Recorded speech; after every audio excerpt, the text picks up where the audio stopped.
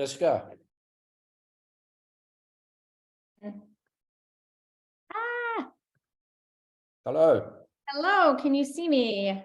How are I you? I'm very well. I'm glad you're on. I thought I might catch you if I came on early. Yeah, I You're hope. not, you're knocking it out the park. Oh, thank you so much. Well, I'm basically the only American who cares about New York City right now, so. I always feel like I can just stop thinking about this issue and retweet what you say. Well, thank you. You know, I used to present for a living, but I have to say I haven't presented on Zoom in like 3 years. So I'm like, I don't know how to do this. So I hope everything works. I don't know. Can you play a video? Can I play a video on here or? Yeah, I'm sure you can. If Can you you hear share this? screen, Okay, so share yeah, screen. Okay. See if you you want can, to try? yeah, see if you can hear this audio. Oops. It's not playing yet. Why isn't that playing? Just reload it here. Let me see.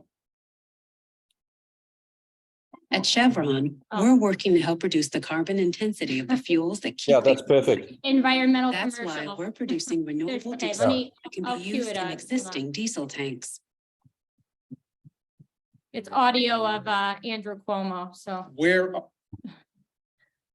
nobody speaks like Andrew Cuomo, that's for sure. Awful human being, eh? Oh my goodness, yeah. Although, you know, for me, Andrew Cuomo is middle management. I don't, you know, people think that he was responsible for all these machinations.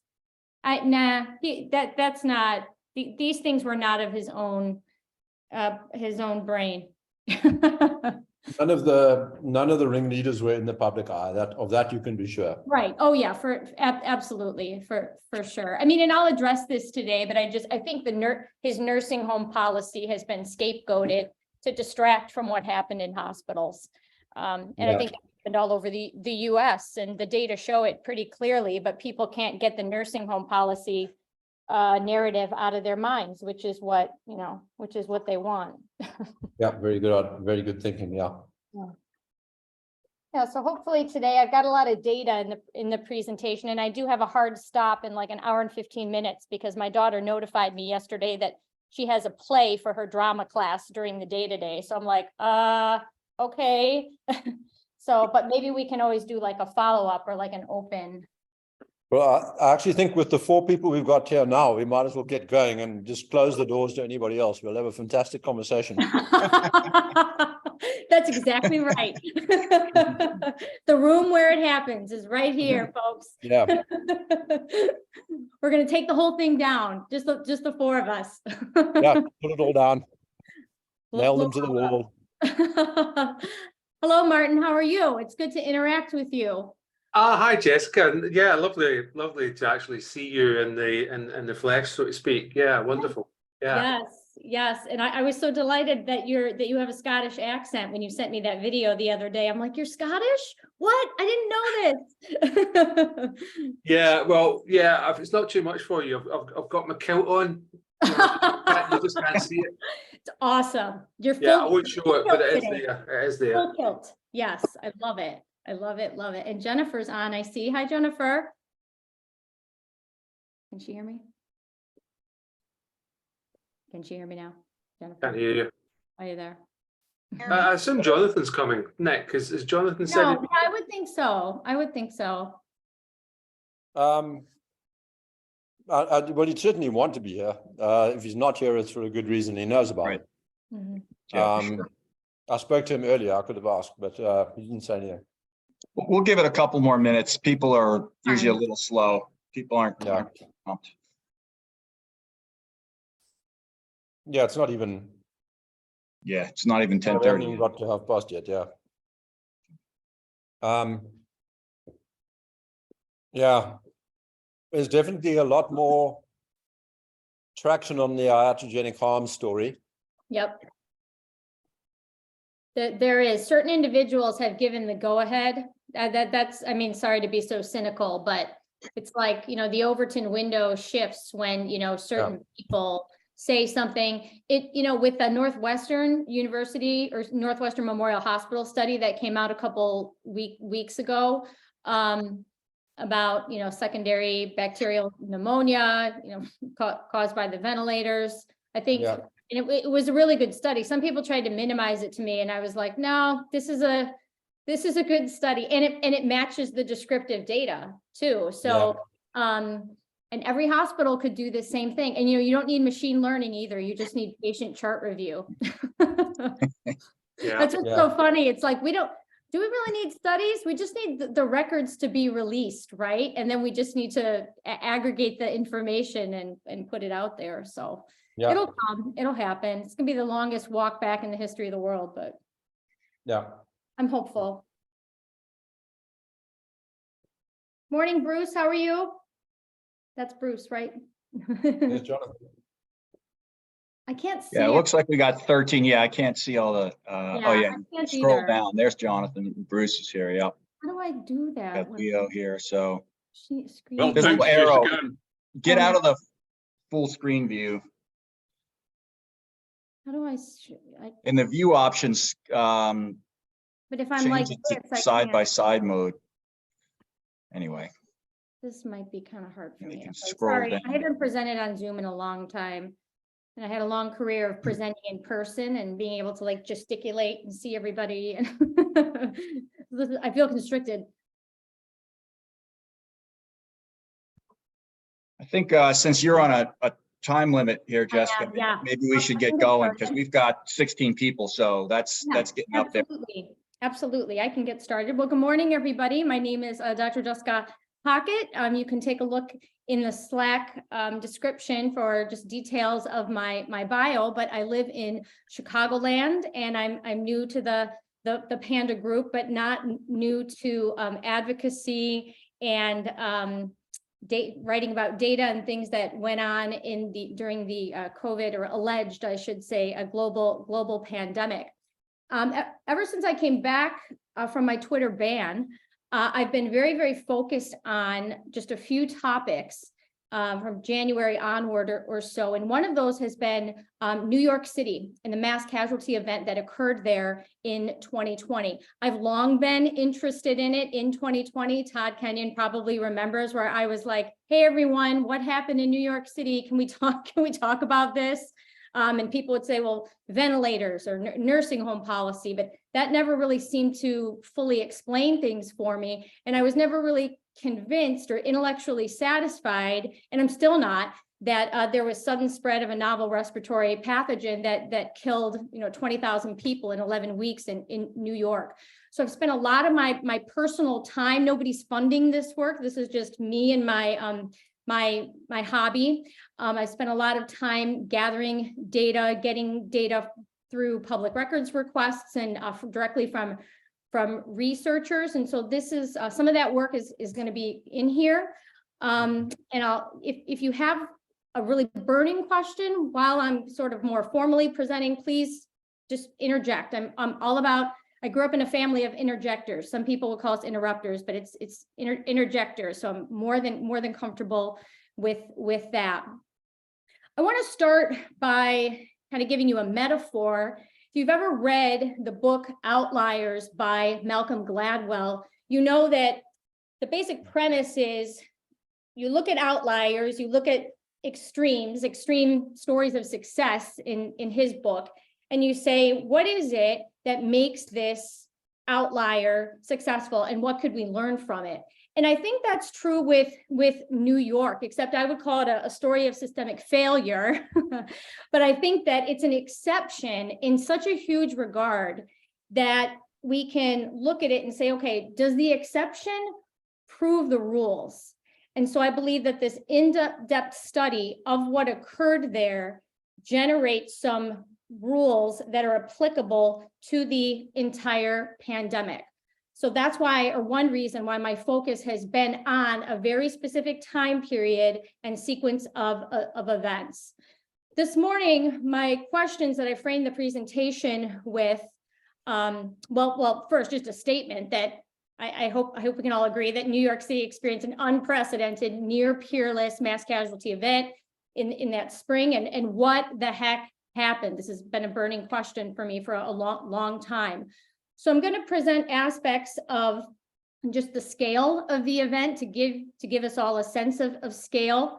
Some elements about who died, although I have to tell you, this is such a burning question for me. Who the heck were these people? Not just gender and age and cultural background or racial background, yes, but who were these people? Where did they die? How did they get to the hospital, for example, if they died in the hospital? Place of death data is very thorough in the United States, and it's been often neglected, I think, by researchers and the CDC, which is very interesting to me. I'll also show you some things around this question of where was COVID before and leading up to this mass casualty event? Was it silently seeding? Like how can we see it? Where does it show up in data? Are there some clues? And then I'll also touch on the role of, maybe not touch on it, maybe this is just enveloping the whole thing, but what role did politics and protocols and policies play? And who cares? Like, why does it matter? I get that a lot from my colleagues, or some of them are kind of former colleagues now, but on Twitter, like, why do you care about this? Why are we looking back on this? I get that from New Yorkers a lot. Like, so what? You know, yes, people died. The virus was bad. We could have done better. So I'll address that toward the end. This group is really smart. I'm presenting to a group of people that are far beyond my expertise in pretty much every arena, but I just want to let you know that this is a little graph heavy, the content that I'm going to present. But because this was a mass casualty event and an incident, time series data especially has been so critical to me, and I think is critical to any examination of looking at what happened in New York City. This is my working hypothesis, which, you know, it's a hypothesis that I know some of you share too, just in general about what happened with the global pandemic, but I'm operating more or less from the null, not because the null necessarily is 100% true. In other words, null hypothesis, sudden spread of a novel respiratory pathogen is not responsible for any of the deaths excess deaths in 2020. That may or may not be the case in the final analysis, but I think we get closer to the truth by operating from the null than operating from the assumption that it was mostly COVID. And I hope to be able to show you today, or just a glimpse of the reasons why I believe, look, 27,000 extra people died in 11 weeks. It's astounding. It's incredible. But I think that enough happened from the human intervention side that does explain, that can explain the casualties that occurred. Does that mean that I don't think that there's a virus? No. I don't really care if there's a virus. And in some ways, I'm sort of less concerned with that than I am the investigation of the what I would call non-natural forces that were acting upon a city of 8.8 million people. So let's look just briefly at the scale of the event. Again, I know this group is aware of some of these details already, but it's always interesting to me to frame for people. I did this a few months ago on Twitter, just to try to keep getting at the scale of the event, because I feel like a lot of people don't understand. So back in February, I said on Twitter, hey, say there's a city that normally has 4,000 deaths or so in a month. If that number jumped to 25,000, what would you think had happened there? The responses were pretty funny. Some people were like climate change, you know, being pretty funny, but other people said vaccine, which was an interesting response to me as well. And other people were like, where did that happen? Did that happen? And yes, it did happen. To quote T.S. Eliot, April was the cruelest month in New York City in a very, very, very long time. The scale there is just incredible. I think people believe, okay, 8.8 million people live in New York City. So, all right, that 27,000 extra people in 11 weeks isn't really that much. It is a lot. It's a city that experiences 150 or so deaths a day, give or take, about 4,500, in an average month. And they had an astounding number of bodies. No disrespect to the dead, but astounding number of casualties occurred. I do assume that those casualties did occur. People ask me, do you think it's fraud? Do you think they made stuff up? Anything is possible, but I do operate from the assumption that those are actual people who died. 450% increase, pretty much unmatched around the world at that time, maybe with the exception of Bergamo. Jonathan Engler maybe could speak to that better than I could. I was able to obtain a daily death data. I tend to focus a lot on all-cause mortality, so I'm a little like Denis Raincourt in that regard. Dead is dead, right? And unless we're talking about excess mortality, it doesn't necessarily matter what people die of when we're talking like a natural death. So if we take a look at the daily data, you can see that I have a red bar there. It's not anything statistical, true confession there, but I'm just showing where exactly the mortality kind of starts to move. And that's on March 18th, 2020. But it's astounding to me that we don't have anything going on in all-cause mortality leading up to mid-March.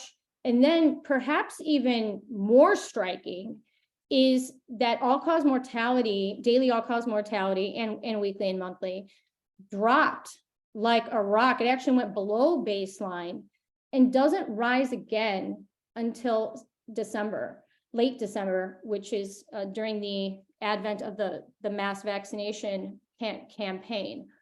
I think that's incredible. Very, very few places around the world, or excuse me, in the United States looked exactly like this.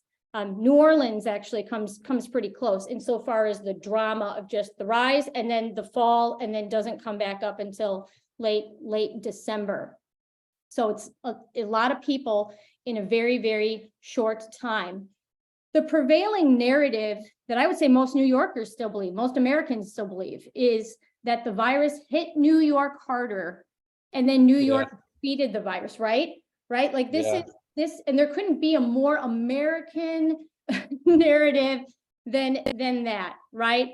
This was basically the narrative of Andrew Cuomo's book, fascinating read, by the way, if you don't mind spending the $5. It's fascinating. And that was Trump's narrative too, about it. That's New Yorkers' narrative. The virus hit harder, but New York defeated it. New York hospitals figured out what to do with the virus and showed the rest of the world. And then the rest of the world wanted to avoid being New York. And thank you, New York, for doing this for us. Was it Todd that said yes? I didn't hear who said yes there, but yeah, that's definitely the case. I have a quick question, Doc. Do you have this time scale showing when they first did the massive lockdown of some part of the city, right? Because I was in New York when they said, that's awesome. Oh my God, we got to stop right now. This part of the locale has been blocked off. We got guards at the gate, that kind of crap. I don't know. Oh, right. Yeah. In New Rochelle, right? Exactly. So I'm like, came in and, oh my Lord, we got to get home. That I was kind of struck by the fear. I almost kind of got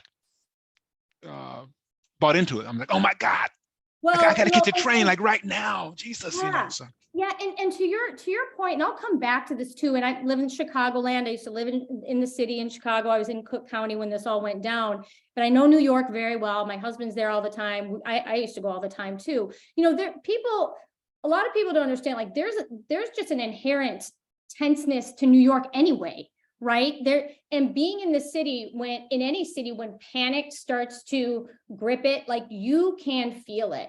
And people in New York City, they live in these postage stamp size apartments, right? I mean, even some wealthy people in Manhattan, they live in like 700 square feet. It's very enclosed. So when you talk about shutting down a city like New York and telling people to stay home, it's a very different thing than telling people in LA. Because in New York, your life is very, very much outside of your apartment and around people, right? You go to the deli, you go to the park and you play checkers, and just, you go to the theater. Nobody lives in New York because their apartment is so great, right? And so just if you picture that, like, stay in your apartment, right? I mean, that the fear would grip in New York, I think, like no place else. I think it is exceptional in many regards.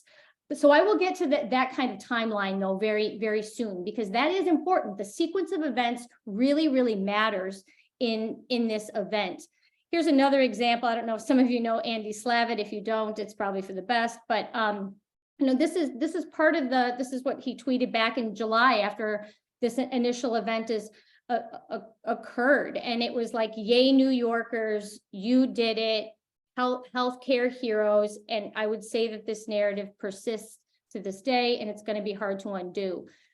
Another sense of scale, most of the deaths, ironically, the bulk of the deaths occurred in 15 days, right? 15 days to slow the spread. 13,000 more deaths occurred in 15 days, the mortality equivalent of 4.5 times the 9/11 event, right? Just to give perspective to New Yorkers. And it's astounding to me that people are just like, well, yeah, the virus hit us. But that's what people say. Another fascinating point about sense of scale: New York City proper is comprised of 5 boroughs, 5 counties, and there's some boroughs that have the same name as the county, and some that don't. But it's interesting that New York County, Manhattan, and Staten Island saw a lower increase in mortality. The CDC's explanation for Manhattan is that people fled Manhattan. And I do think that's true, that a lot of the rich fled to, their place in the Hamptons or Cape Cod or what have you. So the emptying out of Manhattan could explain some of that, because I would say there's fewer people that went to the hospital. So that I can explain. And Staten Island, there's people have told me that there's a different vibe there among some different groups of people. So I'm not going to get into all the possibilities, but apparently I kind of joke too that apparently water is protective, right? Because we've got the 2 island boroughs that the virus didn't strike as hard. But the differences are fascinating when you're looking at that kind of comparison. That this is just another view. Same, just a bar graph comparison, that the scale 27,000.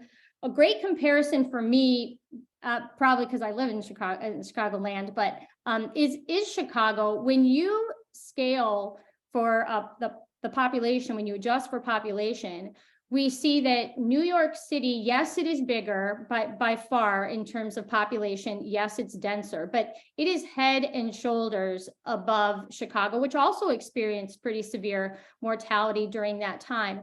And I find that pretty fascinating from a spread theory perspective, because in Chicago, we had the first cases announced in January, 3rd week of January or so. New York City didn't announce its first case until March 1st.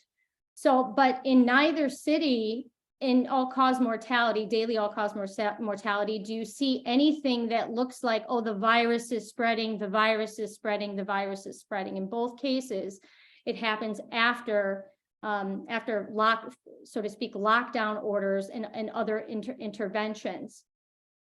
One more point, I think this is my final point about scale, but people talk about 1918. I went and looked, and New York City has every death certificate digitized from 1850 to 1949, and they have some line item data associated as well. When I take 1918's daily all-cause mortality versus 2020, 2020 exceeds that period, that I would call it panic period. I think I would also call 1918 maybe a panic-driven event as well, based on the how fast the mortality went up and how fast it went back down. But right now, the New York City of Department of Health, Bureau of Vital Statistics, still tells everybody that 2020 wasn't like 1918. It was close. And if you look at just the event itself, it actually it's higher, which I find hard to believe, right? So we're saying that COVID was more deadly than the storied 1918 flu pandemic. Really? So I find that really fascinating. Who died in New York is a key question that we don't have really a lot of answers to, but I do think it's worth just showing you some quick things about age, that the age profile of just deaths, and I'll get to COVID deaths later, but the age profile, if we just break it up into 20 to 69 and then 70 plus, I mean, insofar as percent increase, these two age groups were very similar, almost, well, equal, really. So we had a ton of younger people dying, people in age groups that we know are not susceptible to death by SARS-CoV-2 infection and things that might result from that. So again, New York is an outlier in this regard. This is just a different view of the same data. Again, keep in mind, this is just over 11 weeks. It's not even a full year that this occurred. One thing that people have asked me is, do I think that there's a lot of undocumented immigrants, so to speak, that died? I don't know, but the New York City mortality, their 2020 mortality report, which was just finally released last month, by the way, they did include some COVID deaths by where people were born. And the overwhelming majority is in the US, but there are a number that were born elsewhere. So that could be a starting point for thinking about who died, and whether it was people that there's no record of them being here. In this case, this would be people that there's record of, but I think that's an interesting line of inquiry. So let's take a look at where kind of we see or don't see signals or signs of COVID. Here's that same daily death graph, and I've superimposed, because I haven't yet gotten daily COVID death data from New York City, funny enough, but I've superimposed the line from their vital statistics report. So you can see what they're saying. Right now, New York City says around 20,000 people died from COVID during that period. So I've lined up the timeline. Over 90% of COVID deaths in 2020 occurred in that time frame. And I think it's 93 or 90% of all cause of excess for the year also occurred in that time frame. So we don't, the implication here is like, look, COVID struck New York City like a series of bombs going off, and then it left the city alone. I don't understand quite how people rationalize that. I guess if you're in the spread theory mindset, it's like, oh, look, it picked off the most vulnerable and then left everybody alone because the general population gained immunity. I don't know all the ins and outs of that, which actually I think kind of helps me, because then I can just ask stupid questions. I can be that like kid in class. It's like, hey, how does that work? Because there's a lot of vulnerable people still left in New York City, right? So what happened? What happened there? So I find that view fascinating, because it just raises questions about claims about SARS-CoV-2 in general, at least in my mind. If we look at the specific age ranges, just really quick, insofar as COVID is concerned, you can see that these increases in mortality from 2019 to 2020 in these groups, in some cases, are effectively being blamed on COVID, right? COVID is being used to explain or potentially explain in some way, for example, 827 of the 993 extra deaths among people ages 50 to 54. These, looking back, these statistics just, they defy what we know about this virus and raise a lot of different questions. So again, like in all-cause mortality, like we don't see sign of spreading deadly virus, either before or after. This has been Martin's view, if all of you use or know, are aware of the US mortality, but just looking all the way back further, like there's nothing happening there whatsoever. So when I look at a spike like this, I'm like, that's an event. Like if I didn't know about, a virus, I mean, I would just think something very cataclysmic happened to go up and then come all the way back down below baseline. We also don't see anything really in just natural cause deaths. This one's going back to 2014, but there's no real signals like when you take out the non-natural causes. If I look at just respiratory disease deaths, I don't see much going on there, certainly not compared to 2018. I don't remember anybody closing schools and freaking out in 2018. Don't think you do either.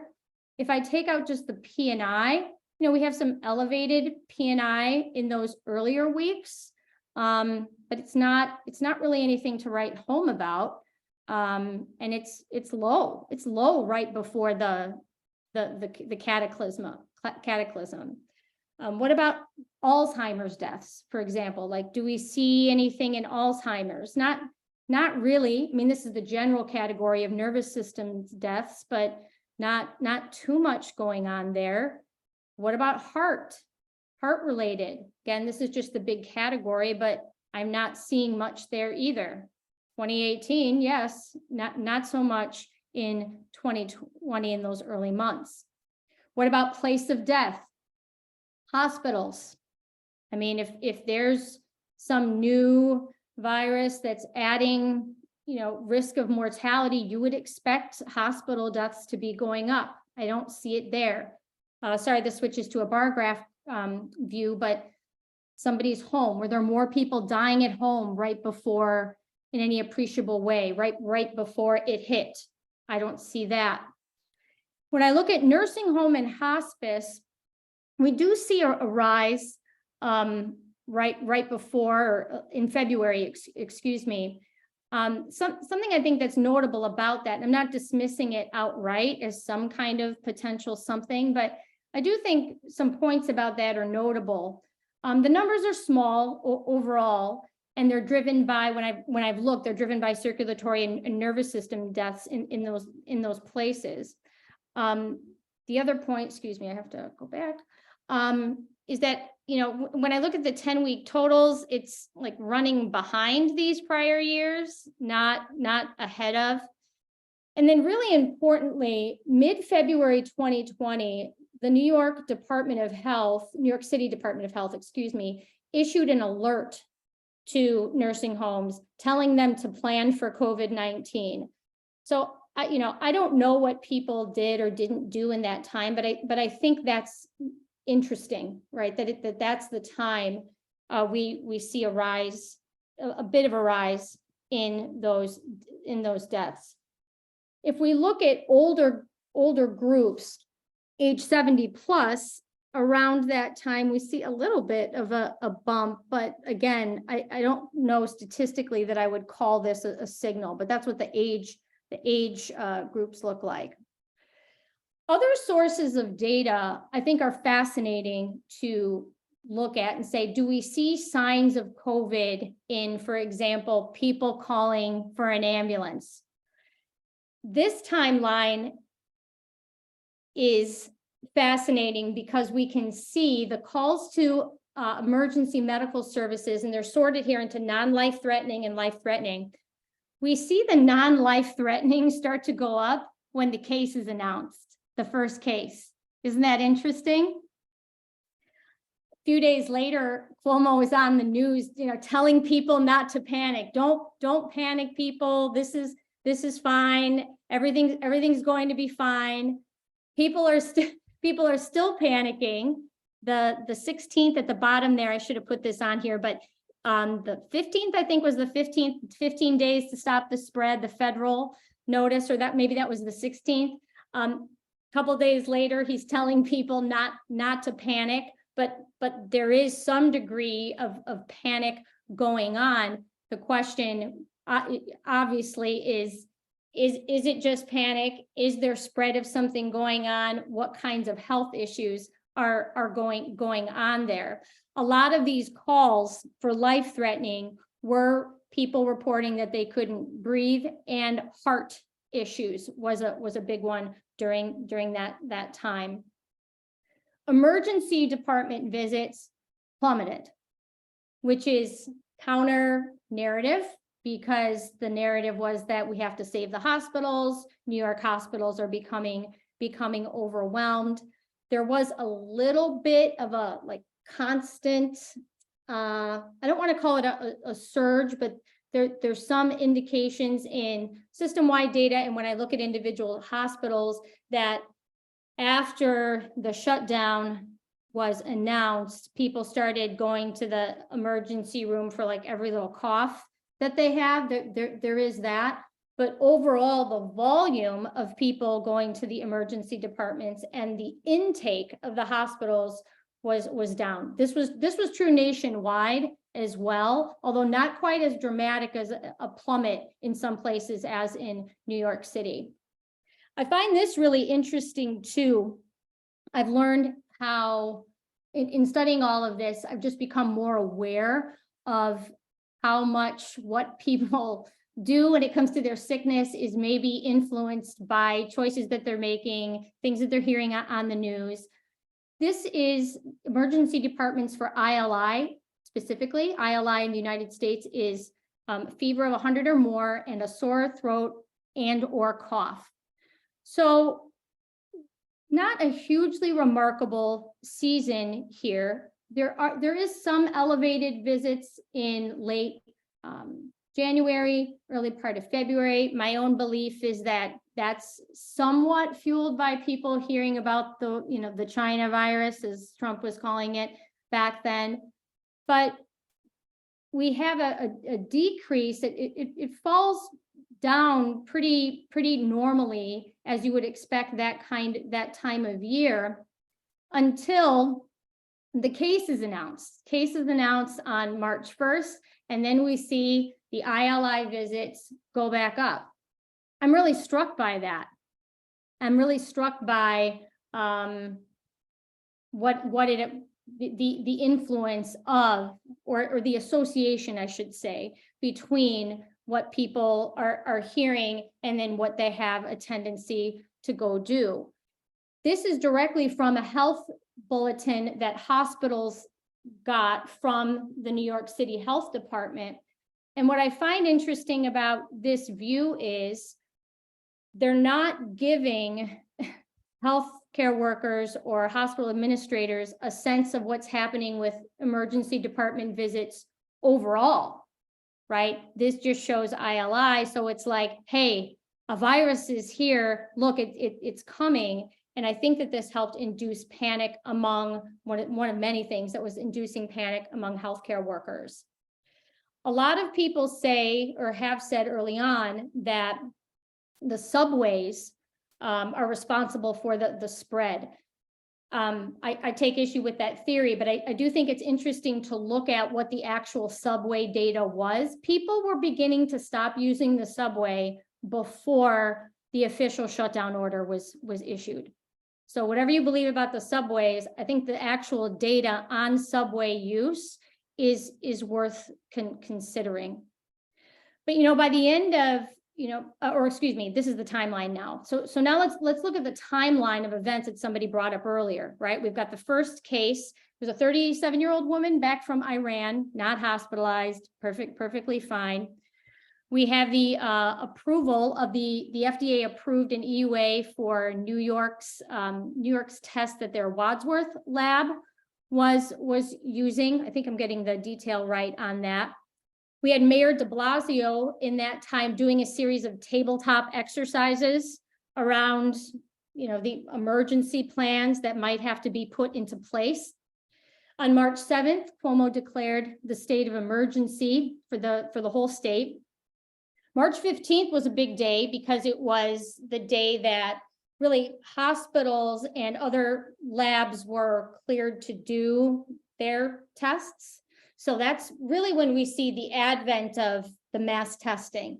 Big COVID is what I call it on March 15th. That day, the mayor said schools were going to close. The following day is the Trump saying 15 days to slow the spread. March 20th is when Cuomo signed his official stay home order and something else called Matilda's Law, which wasn't a law at all. It's probably illegal. I'll show you that in a second. But that's the official shutdown date.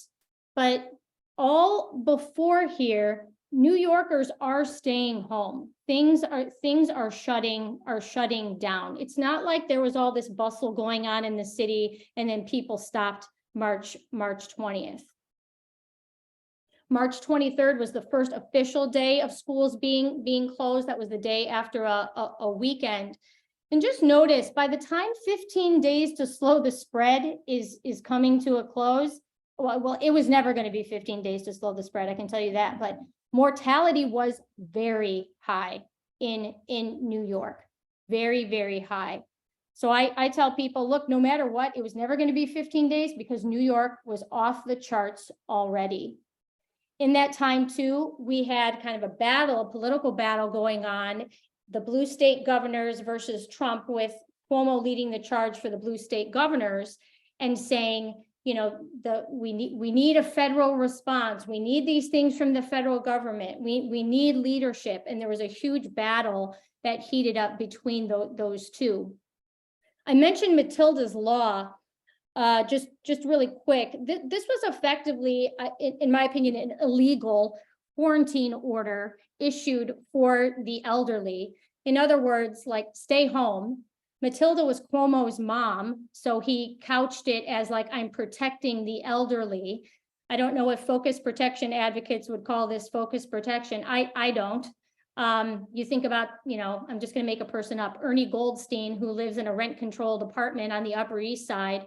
He's got his routines every day. He's 75 years old. He's in okay health. You tell that guy that, he's about to die and he can't go out and, go to his synagogue or be with his friends, or that person's chances of dying, virus or no virus, are very high. So when we look at home deaths, I mean, Matilda's Law, or just the general shutdown order, plays a different kind of role in a city like New York, I think, than in other places. There's been a lot of talk lately about ventilators. I've been talking about ventilators for a long time, but I think it's interesting to go back and listen to what Cuomo was saying about the ventilators. Hopefully you can hear this. And this is an example of like the political battle heating up. Where are the ventilators? Where are the ventilators? Where are the gowns? Where's the PPEs? Where are the masks? Where are they? Where are they if they're doing it? When we went to war, we didn't say, any company out there want to build a battleship?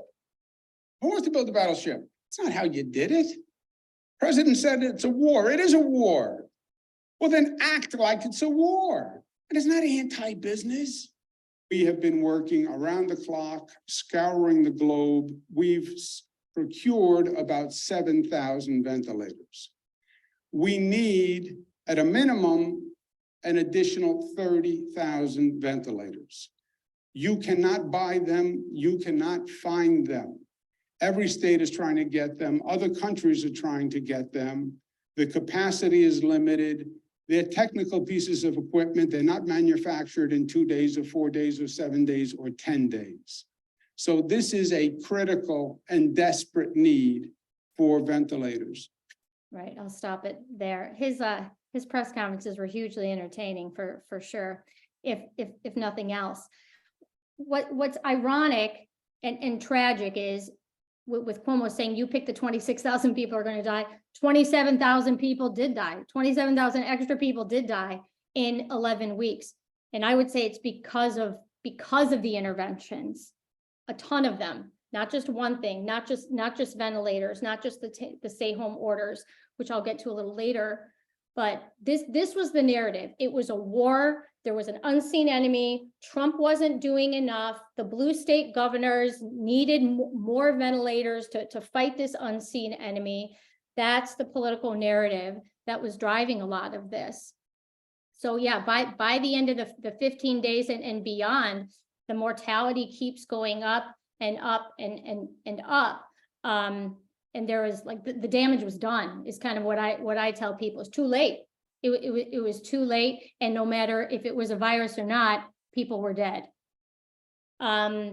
This is just a weekly view. This is a kind of distilled, like there was an urging to stay home. There were stay-at-home orders. That's when the mortality starts to go up. It plummets back to baseline, starts to get up to excess territory by the end of the year. When we're talking about, well, where was COVID or where was SARS-CoV-2, whatever, and I know people have different views about what that is. Percent positivity was high, really high. And I've had a lot of scientists and doctors try to explain this to me. 75% coming back positive when you're giving thousands of tests a day is that raises a lot of questions for me as a lay person. For me, I'm like, okay, so this thing was already here, or whatever is being tested, or there's something wrong with the test. But I've told that I have an immature view, and I'm not, I don't really know what I'm talking about because I don't know PCR tests. But for me, this is a red flag. People will say to me, well, we needed more tests. We needed them earlier. And I say, for what? To tell what? Nothing was going on with mortality. To tell you that people were dying of something that wasn't killing people in any huge appreciable way. So I don't understand that. Here's a different view where it's just the daily positive COVID tests against the daily all-cause mortality. It's really easy to see here. And again, I know people have different views, but like if people are dying for a lot of different reasons, and many of them in the hospital and nursing homes, and you have a test that's coming back at a really high rate, that positive allows you to cover up a multitude of sins, especially when you pretty much define a COVID death as somebody who tests positive on that test and then dies 30 or 60 days later. There's an early study from a group of researchers from Northwell Health, which is one of the bigger healthcare systems in the New York metro area, that that I don't think got the attention that it should. Northwell Health is 17 hospitals, and they were also had some other labs that were testing as well in other settings. I mean, this is straight from their study at the time, where you can see, like, not only in hospitals, but in urgent care and other settings like nursing homes, they had a huge percent positive coming back.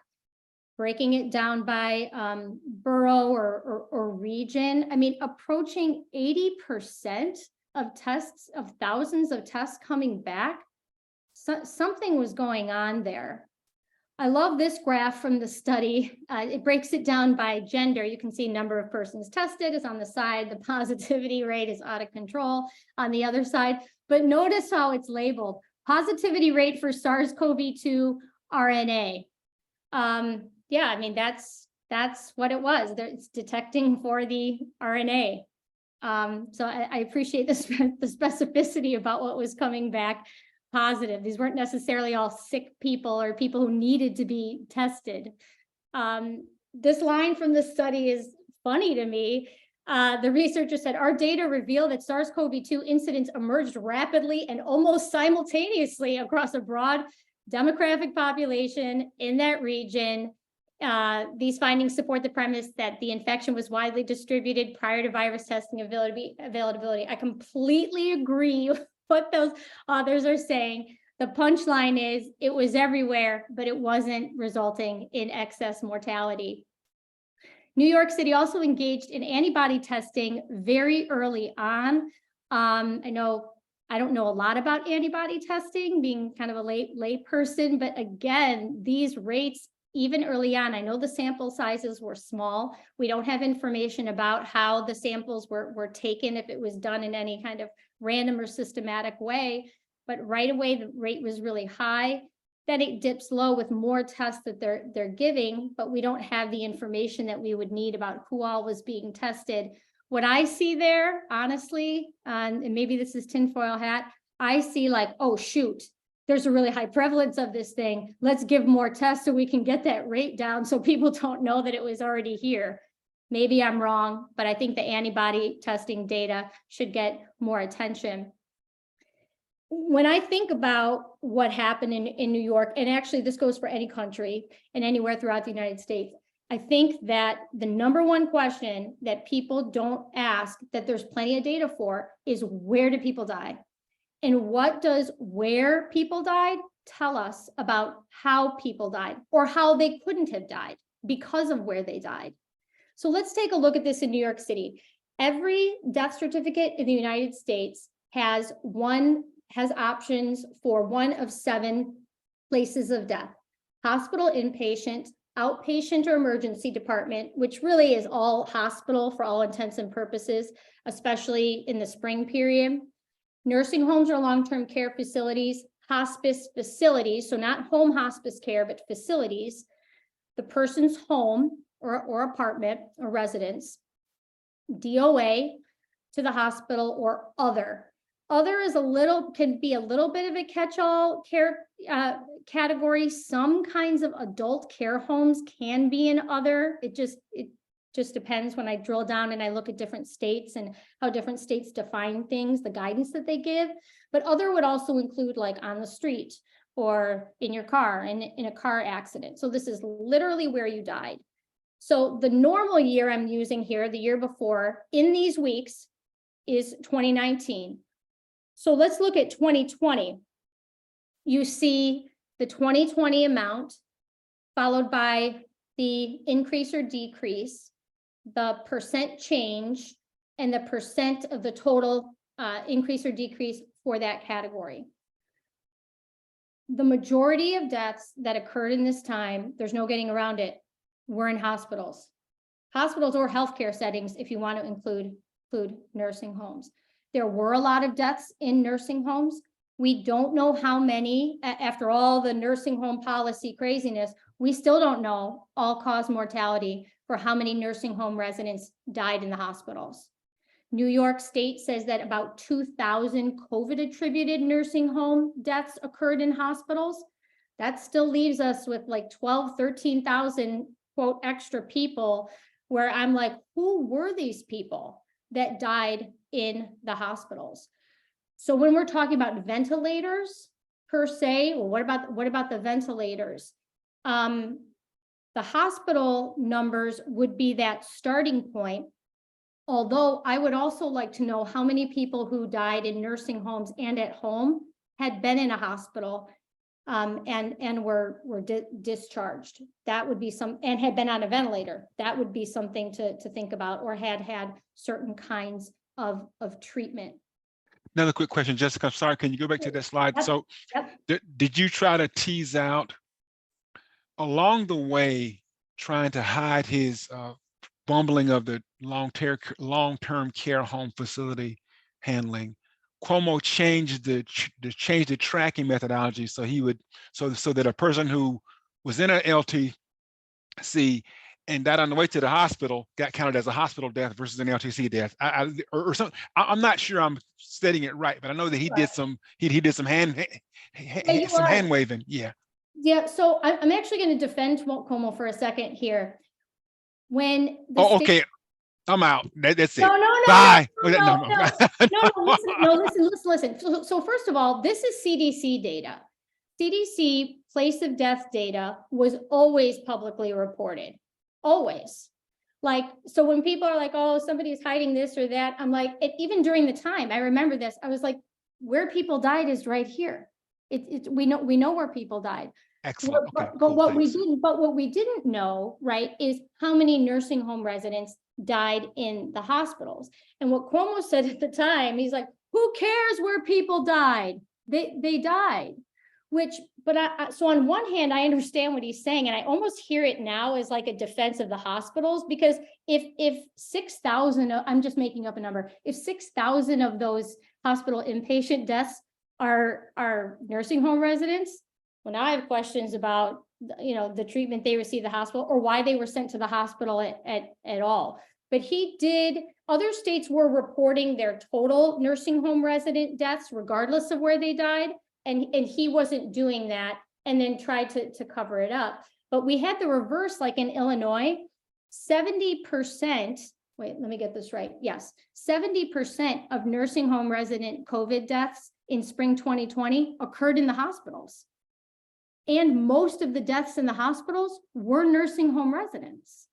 So that's why people are like, well, the nursing home policy, I'm like, I don't know, that still doesn't answer what was going on in the hospitals. Does that make Yes. sense? Excellent nuance. Thank you. Super. Yeah. Insofar as COVID, I mean, look, this is just outrageous to me. And yes, we have incentives in the United States. Yes, hospitals got a bigger payout if COVID was on the death certificate. That's not a conspiracy theory. That's what the CARES Act provided for. So, these statistics, most of the COVID deaths by far were in hospitals, not in nursing homes. We had a whole lot of excess in nursing homes for other reasons, right? But it's not where most of the COVID deaths were. I'm really suspicious of COVID assigned deaths at home. I have a lot of questions about that, but maybe I'd like to know how many people were in the house, had been in the hospital, and then were discharged.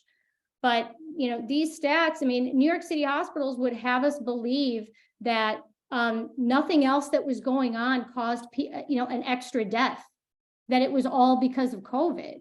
And that to me is just, it's outrageous that we'd have near 100% of the increase attributed to COVID.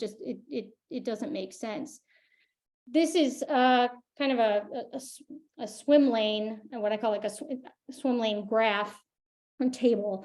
But we see a shift. We see a shift in where deaths occur. Yes, most deaths do take place in the hospital, or majority take place in the hospital. But we see a shift. We saw that even more deaths took place in the hospital in 2020. That's a huge shift to me. And I don't study place of death for a living or anything, but that sets off my spidey senses there. Deaths in nursing home facilities actually didn't change all that much, at least not in a matter commensurate with the narrative around it. So those shifts are fascinating to me. And if you look weekly, week by week, those of you who work in a hospital or who have ever worked in a hospital, maybe you can speak to this. I don't know. That is so many bodies. Look at the increase in this 4-week event. The morgue trucks were on the news. I believe it. I mean, if this happened, there was a lot of bodies that had to be handled in a very, very short period of time. The other thing to note is that if you look at the increase for the whole US in those weeks, New York City was a substantial, New York went first, I say, New York went first. There was a huge increase in, or not huge increase, New York City constituted a massive proportion of increases in hospital inpatient deaths. This alone should trigger an investigation of every single hospital, but we don't see anything like that. Here's just the week-to-week view. This is inpatient only. It's astounding to me, absolutely astounding what happened there.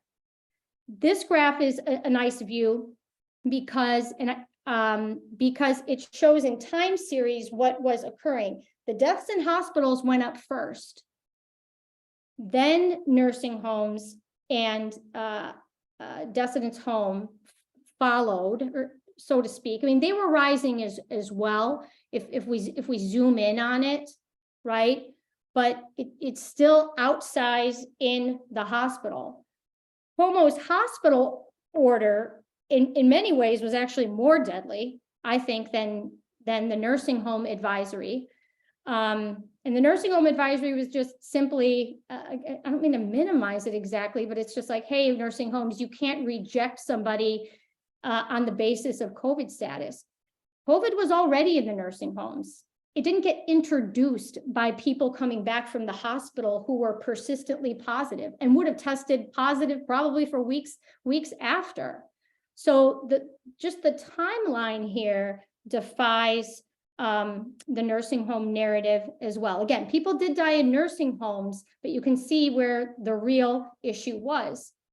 The hospital order that Cuomo issued did a few things. It told hospitals, even though there was no, in the data I've seen, like, I don't see that they needed to do this, but he ordered hospitals to increase their capacity by 50%. He removed oversight for decisions that were made by residents and other staff. He absolved people of close record keeping and did a host of other things that were essentially a green light for disaster medicine. And not disaster medicine like something is happening, like Hurricane Katrina just came through and now we have to do something. It was for an anticipated disaster, which is really interesting. And I think it ended up creating death. Insofar as what doctors were told and nurses were told, this is just one example from a health alert that went out. Some things that they were told to do or to use, not to do, not to use. I think that oxygen saturation is a little bit on the, I don't know about that for a definition of hypoxia. There was encouragement to use remdesivir, whatever you think about that. I don't have strong feelings either way. It's not a topic that I know a lot about. But even just that first line of currently medical care for COVID is supportive. In other words, we can't really do anything for this. That's the message that was being sent. And I would say they had been doing stuff for whatever manifestations the virus had for months before it had a name. There was also a lot of encouragement from professional organizations and other sources to not give CPR, to issue unilateral DNRs. This was everywhere. And so doctors and nurses, whatever you think about their ethical or moral responsibilities in the end, they were being told that this was a virus that was new and they couldn't really do all the old stuff for. And when somebody tests positive, here's what you have to do under a lot of duress. And I think this hospital inpatient toll is because of what people were being told. We unfortunately don't have the ventilator data that we would like to have, or that I would like to have. This is as good as it gets. This is patients currently ICU intubated from March 26th to May 31st. I have the data beyond this too, but the data set starts the 26th. We have change in intubations. Actually, I have a graph of that somewhere too. But this guy, Richard Levitin, I hope he's not on the call, but he's known, he developed some kind of device for airway intubation. Some of you might know what it is. But he was really prominent in the beginning about hypoxia and people being able to talk with having low oxygen. I think I've tried to engage with him, but he blocked me. But there's something going on there where they were intubating everyone and then started to stop. That's what I see in all the data that I looked at. There was a study that came out from the Northwell Hospital System early on. I think it was published the 20th of April, if I'm not mistaken, or thereabouts. And the study endpoint went through April 6th.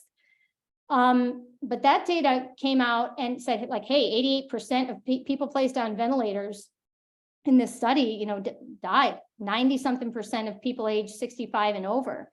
So that study came out. And very quickly, the narrative around that study changed, and the authors issued a clarifying note or two in the study. But I think it was known that the ventilators, among other things, were killing people, but nobody wanted to say what exactly was going on. I'm going to skip that for now. Let me show one thing for now, and then I'm going to pause.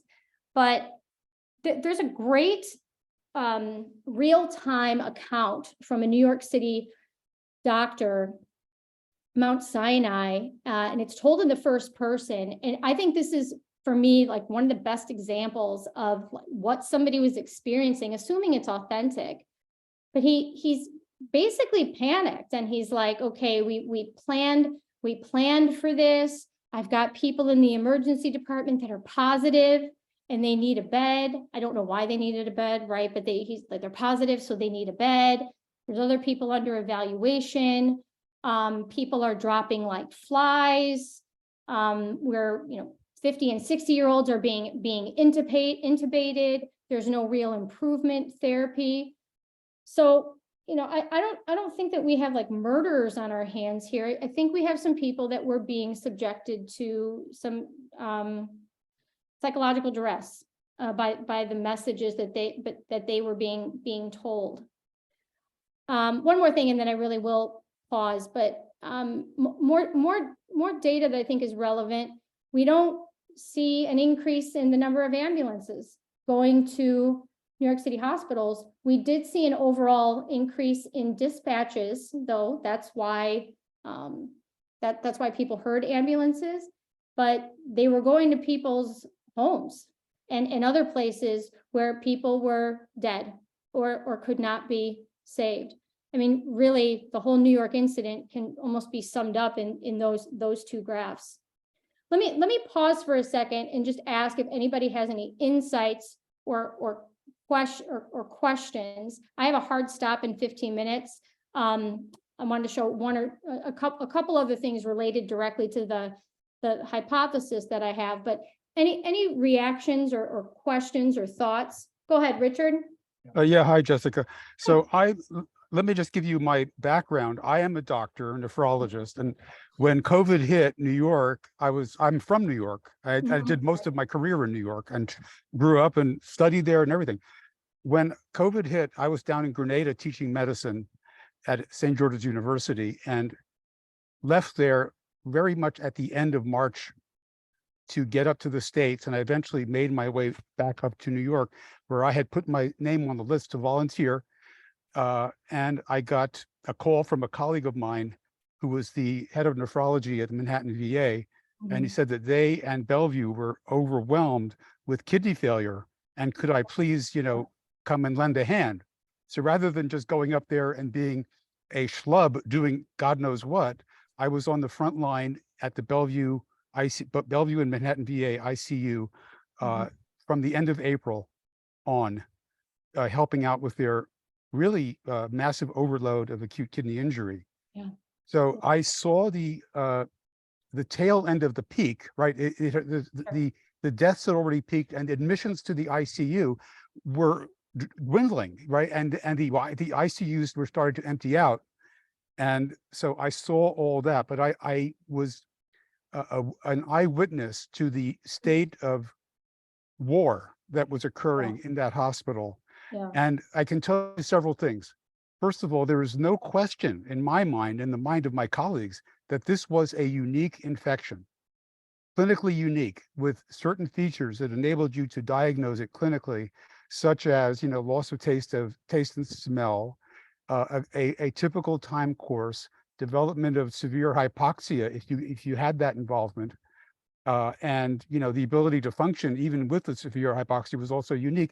And the other thing that was very unique was extensive blood clotting, right? This was not like a flu at all, at all. So we were all totally convinced that this was a unique viral infection, presumably SARS-CoV-2. Okay, we didn't question that. Of course, we did not know how to treat it, right? This was a new thing. We were in constant communication with frontline doctors, literally all over the world every day on their experiences. And we tried to cobble together a reasonable response. In spite of that, mistakes were made. And another thing that I have to say is that there were these reports of doctors dying from COVID. And this was terrifying. I mean, we were really worried about catching COVID and dying. So going in to see a patient physically, you had to really garb up with PPE, double mask, face shield, everything, So the contact with patients was minimal. And I'm sure that was a factor. Other things that, Yeah, you know, absolutely.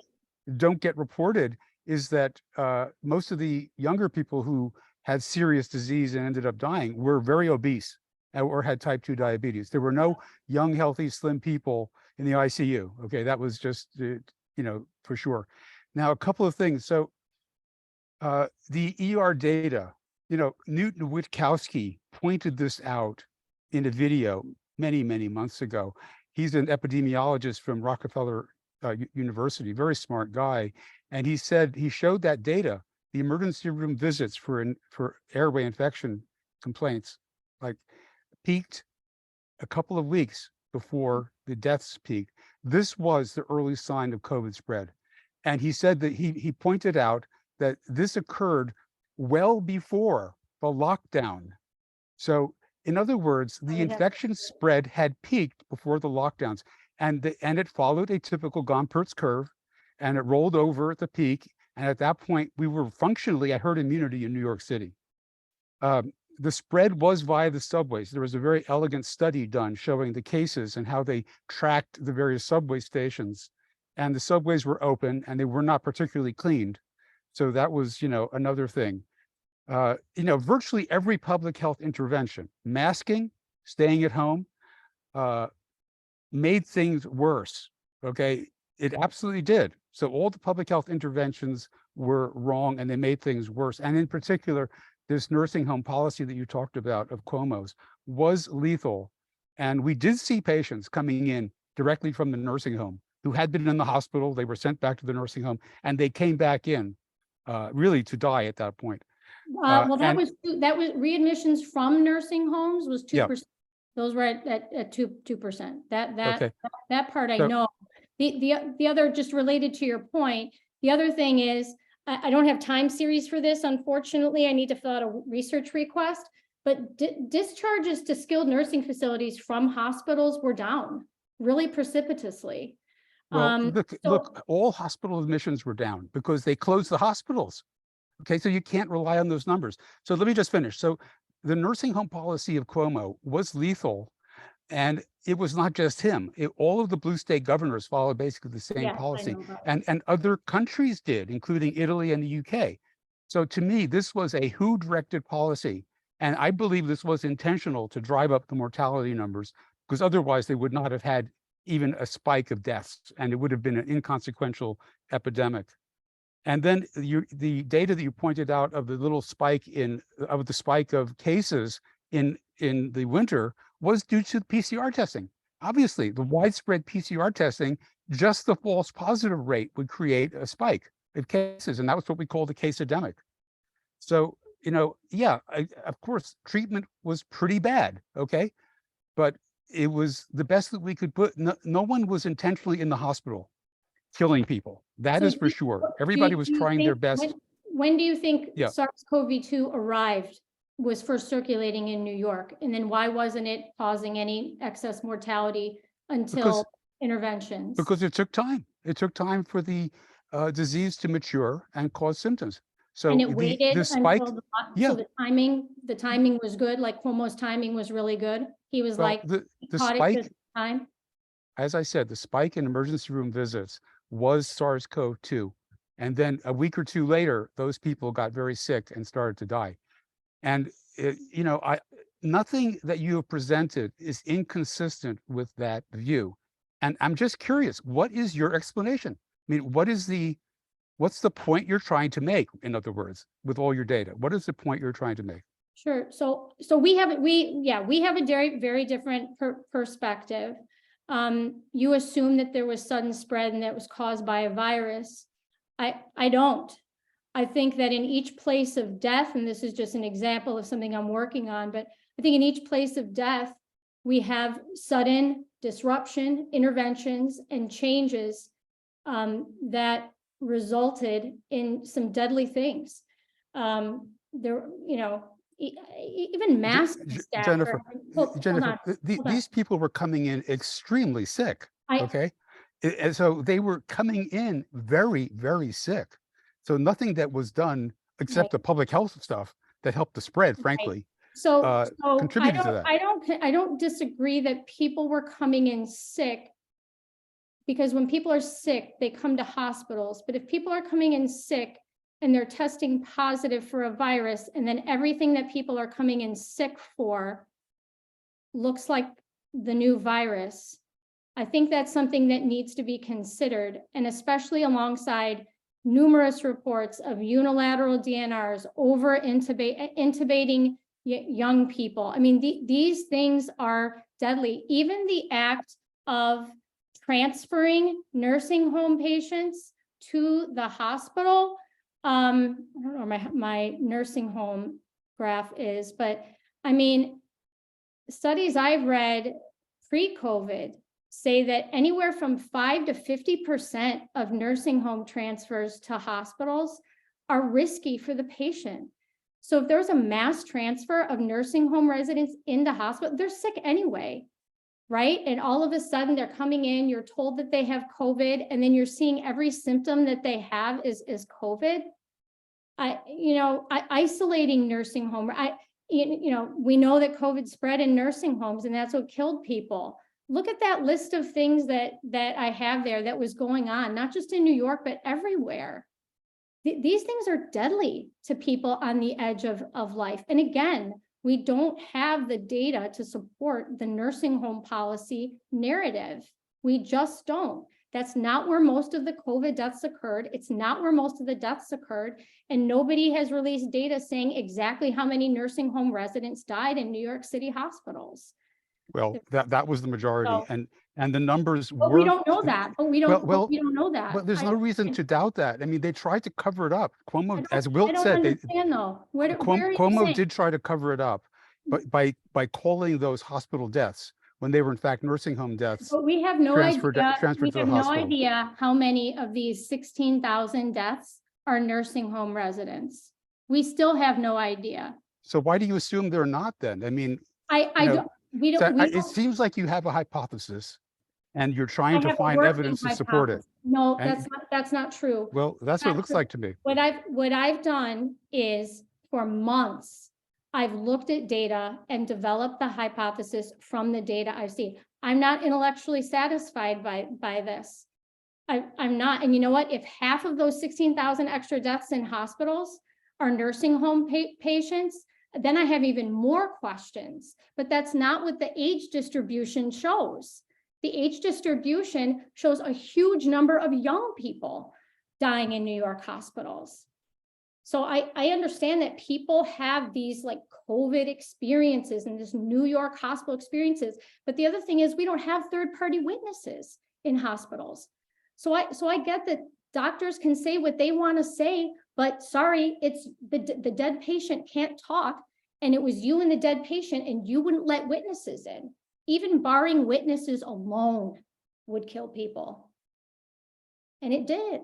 Well, so we have to stop protecting the I agree that hospitals. We have to isolating. stop protecting the hospitals. And so I think you and I, what I've done in again, the months that I've been doing this, I want an investigation. I want a full chart review and an independent inquiry.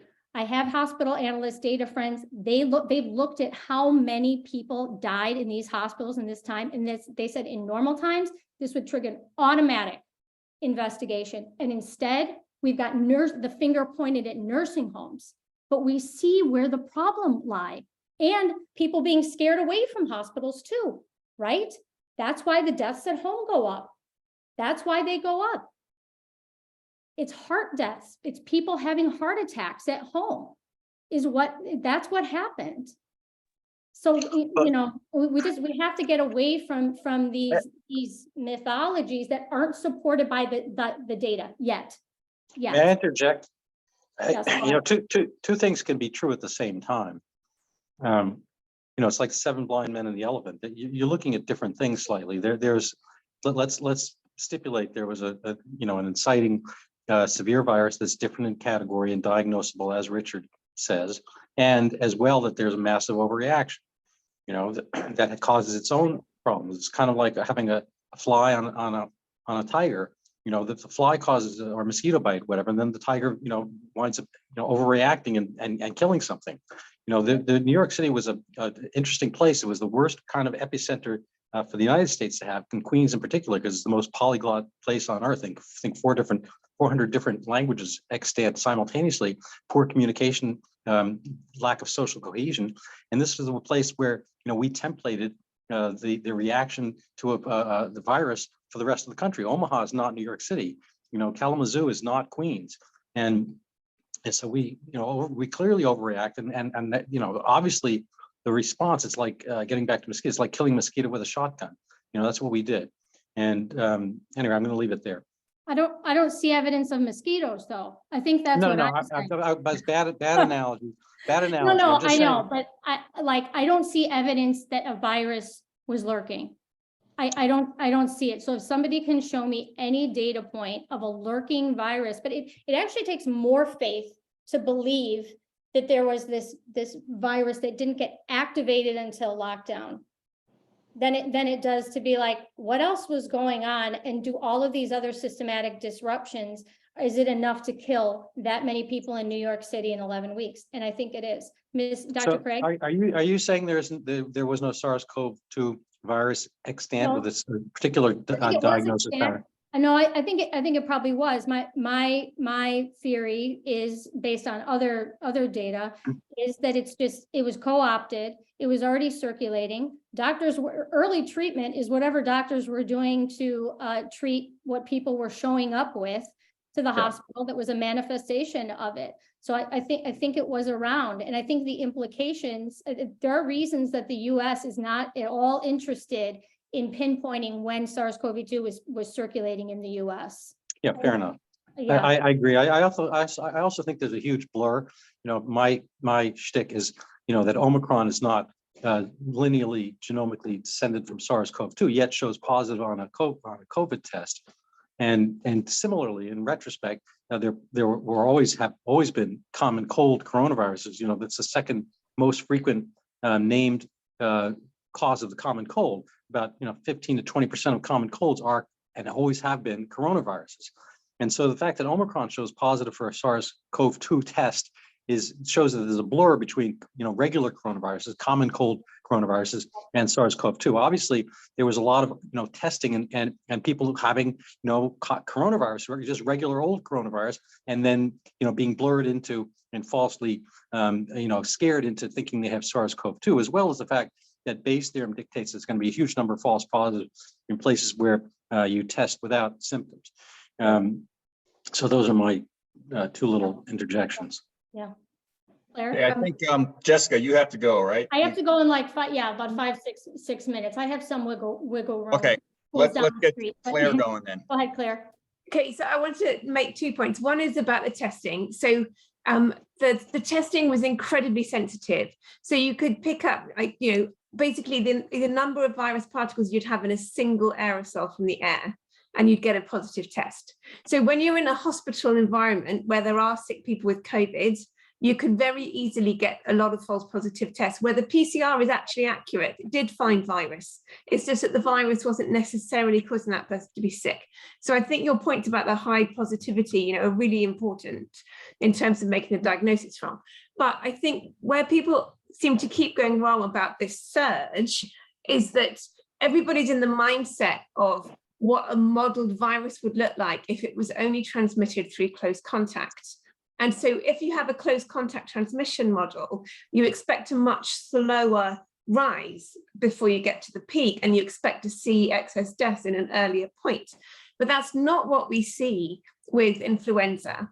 And with influenza, you do see these incredibly sharp surges, and it's not what we saw with SARS-CoV-2. And it's because it's an airborne virus. And it's also, that's not the whole story. So that we have an airborne virus and with influenza, and we see a particular influenza strain causing a surge that peaks in a seasonal manner and then just disappears, and then it comes back in a seasonal manner. Seasonal including, not just winter, but one little wave each season. That's what we saw with swine flu in 2009. And so you have to say, well, what is causing it to stop and peak at predictable times of year? So there's some other factor that we do not understand, which causes a wave of susceptibility in the population, with a sudden surge and a peak, and then it disappears. And people haven't really looked into what that surge is caused by, but I think you have to factor that into your thinking, that there is another virus that also has these surges, and that also has, you know, the suddenness of it and the peak with no other explanation before it disappears.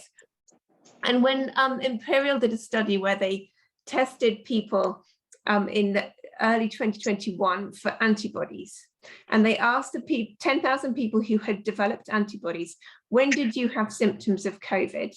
And when you plot that graph, you see there were a trickle of cases in 2019, autumn 2019, there's a little somethings there. And then in February, it just shoots right up. So there was this, you know, this is a kind of another way to confirm that that surge was a genuine surge of viral infection. And Cuomo, of course, would have been seeing the hospitalization data. So you're sort of talking about him acting on, as if he was acting on the deaths data, but there were other factors that in the data that were suggesting that there was a viral surge happening in the community that could cause him to say, well, let's do something at that point. Now, having said all of that, I don't think you're wrong. I think, you know, there are all sorts of factors that you described that would absolutely have increased non-COVID mortality, including the DNRs and the, you know, the lack of visitors, the healthcare staff being scared, the healthcare staff being sent home sick to isolate. All of those factors are going to cause problems for healthcare. Of course they are. So the question is, you know, what is the balance between those two? And I don't really have an answer, but I would also just finally add that that New York is incredibly dense population-wise, and I think that that is definitely a relevant factor here. And that graph that you showed, where you were sort of saying, well, how could it be so dramatic and then nothing until December? Well, that's what we had in London, it's what we saw in Paris. And I think that that is a picture of a dense urban population with this problem, and that we saw in the like the opposite to that, where you had a much more gradual problem throughout. I think it's an example. I think it's an example when you do these things in cities that have certain populations that are very vulnerable and government dependent, we would expect these kinds of policies to affect them. That's why we see the outsized death in this period. We don't see it all over the United States, and we don't see it in every city. We see it in Chicago, Detroit, New Orleans, somewhat in Boston. Those cities have huge populations of dependent and vulnerable people. And so the cities you mentioned, that doesn't refute what that doesn't refute what I'm saying. It makes perfect sense. This was a city event where you would expect panic. All of these things that were implemented would cause death irrespective of a pathogen. That's my position, and I would have to see evidence of it being deadly. Especially the flu season was coming to a close. It was coming to a close. The most vulnerable people to a respiratory infection were dead. They were dead. So why? Except there'd been a very quiet season for flu. It had been moderate. It had been moderate, not as quiet as the season before. It had, and not as bad as 2018. So I'm not intellectually satisfied by that explanation, because I think it's Hollywood. I think it's what was the trigger? What was the trigger? Was when people stayed home. I don't get it. I just, well, no, because the trigger was happened in February, because it's a trigger that causes the cases, not the deaths. But nobody was dying in February, and because that's when the cases began, not the deaths. But where did they come from? What about Chicago? Chicago identified cases in mid-ish January. There was no excess mortality in Chicago until the end of March. I'm not saying you're wrong. I think I'm stupid, because I don't get it. I've never been able to. So you've also got to factor in the fact that it moves through age groups as a wave progresses. So it starts in the younger age groups, and then it reaches this. But why would we think that? I don't know. For me, that's magical it's magical thinking that's influenced by some assumptions. I mean, you brought up Well, no, 2000. that's just an observation of who was infected. But and I think it can be backed up by this idea that if you've got an older person, they've got a more educated immune system, and so it takes a higher viral load before they can get infected. Yeah, I mean, again, it's not in the data. That's all. It's just not in the data. I have to go to my daughter's play. She just told me about it yesterday. I'm so sorry. She's like, I have my drama play during the day tomorrow, so I have to go to it. But I'd be happy to do a session again, or just talk about this further.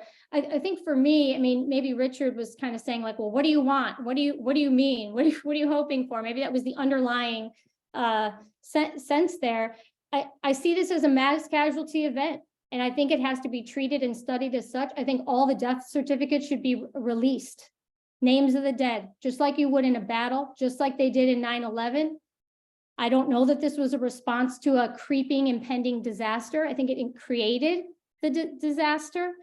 And just remember, these figures, these stats from New York City, they informed every IFR, CFR estimate in this country and around the world. The implications, even Claire, for what you're saying, I know we agree on this. I think we all agree on this, that there were a lot of, COVID deaths, 20,000 COVID deaths in New York City.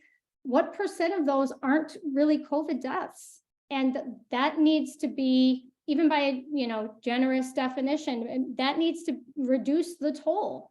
But nobody wants to look at that. Nobody wants to do it because of the implications. So we don't have all the data we need. I wasn't able to show all the data that I have. I'm still working through it. I'm just a lay person. But I really appreciate the questions and the feedback. And I hope that, we can all talk about this again, because I think this was the whole pandemic right here in a nutshell. The exception proved the rules. Thank you very much. Thanks very much, Jessica. Sorry you have to go. We're okay.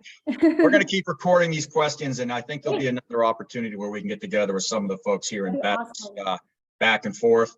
But you can certainly watch the video to see some of these remaining questions and some of the rest of the discussion that ensues. So enjoy your play. Thanks. Good to see some of you. Thanks. I want to say that it was a pleasure to finally meet Emma Woodhouse. Yes. Yeah, lovely to meet you. Great presentation. Thank you. Take care, everybody. Bye. Bye. Nick, I think you're up, and go ahead. I don't know if Randy still has his hand up there on purpose or not, but go ahead. Go ahead, Nick. Okay, so I guess I almost don't need to say that I'm very sympathetic to Jessica's perspective.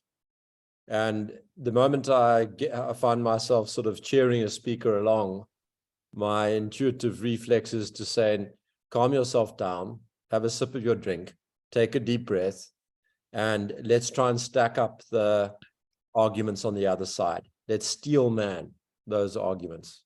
And I think Richard, is he still with us? Or did he get upset and leave? I'm here. I'm here. You're still there? Oh, great.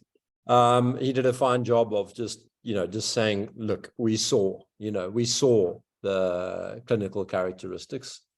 Fine.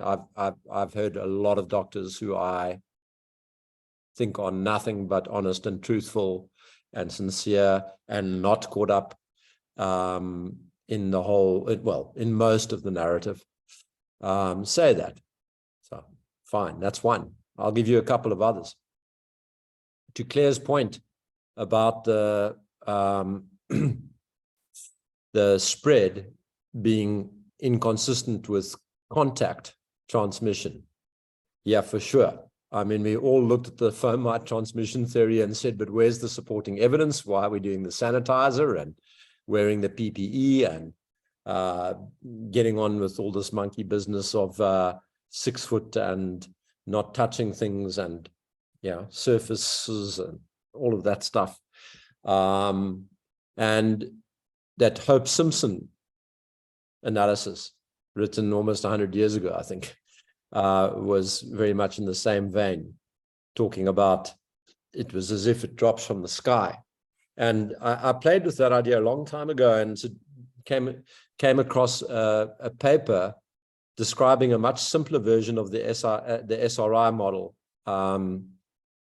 SIR, susceptibility, infection, recovery. Yes, that's right, SIR model, called the D model, where everybody gets infected at the same time, so recovery is irrelevant. You know, the ones who survive are immune.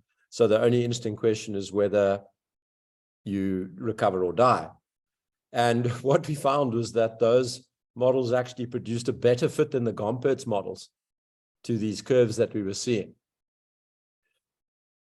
I find it very difficult to say these words because that's how, you know, we were just investigating at the time. This was in 2000 still, you know, probably in about June or July. And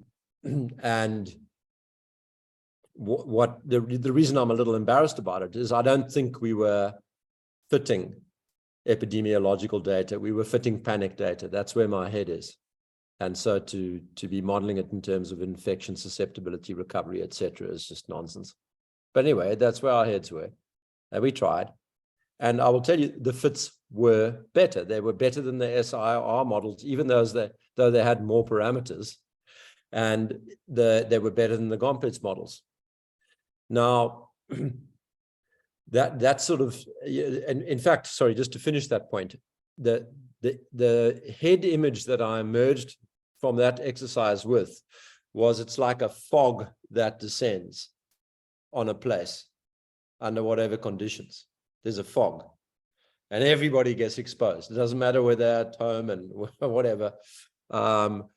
Everybody in some area gets exposed, and the susceptibility is naturally limited by idiosyncrasies of health and genetics and whatever, probably also mental condition, you know, fear and anxiety that limits the susceptibility. So there's no mystery about why things drop off. You know, everything accelerates at exactly the same point, and then it all drops off. And so to me, whilst I'm very, very inclined towards Jessica's mode of inquiry, I think it's right to say, well, what's your hypothesis? You know, I'm very aligned with her mode of thinking.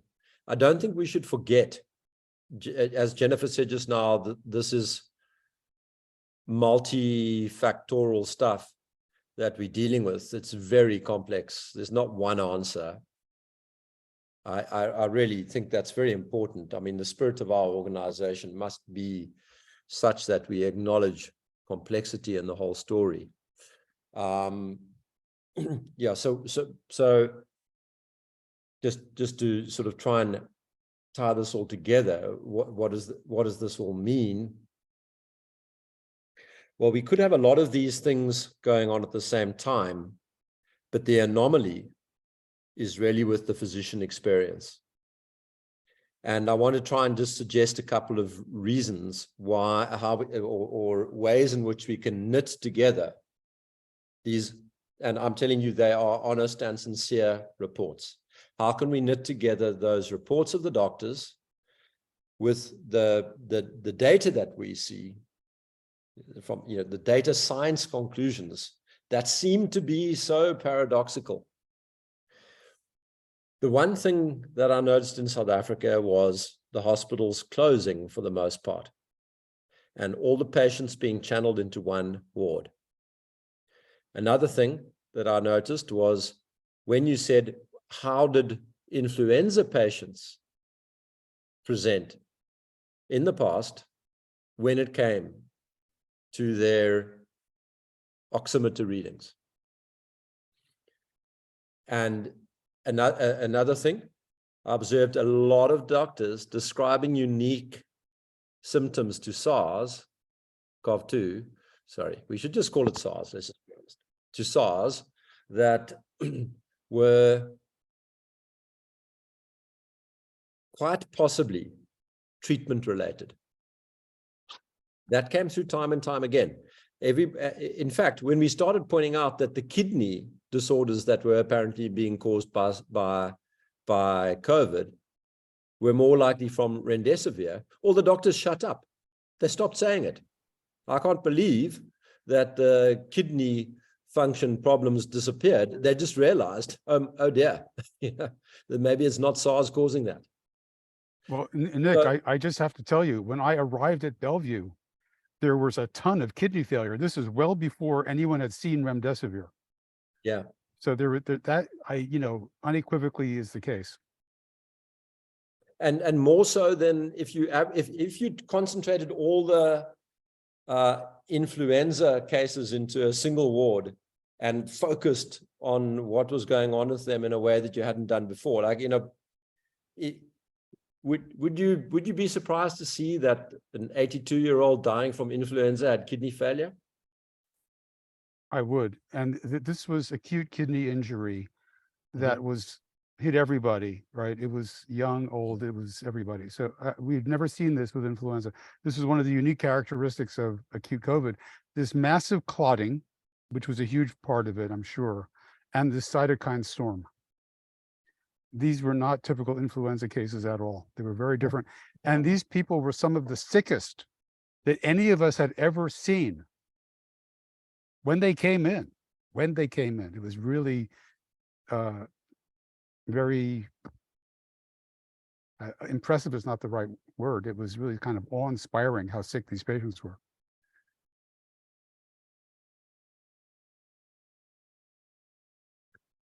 You see, I mean, we need to have this discussion in a more nuanced way and quieten down and try and reconcile the contradicting or apparently paradoxical things.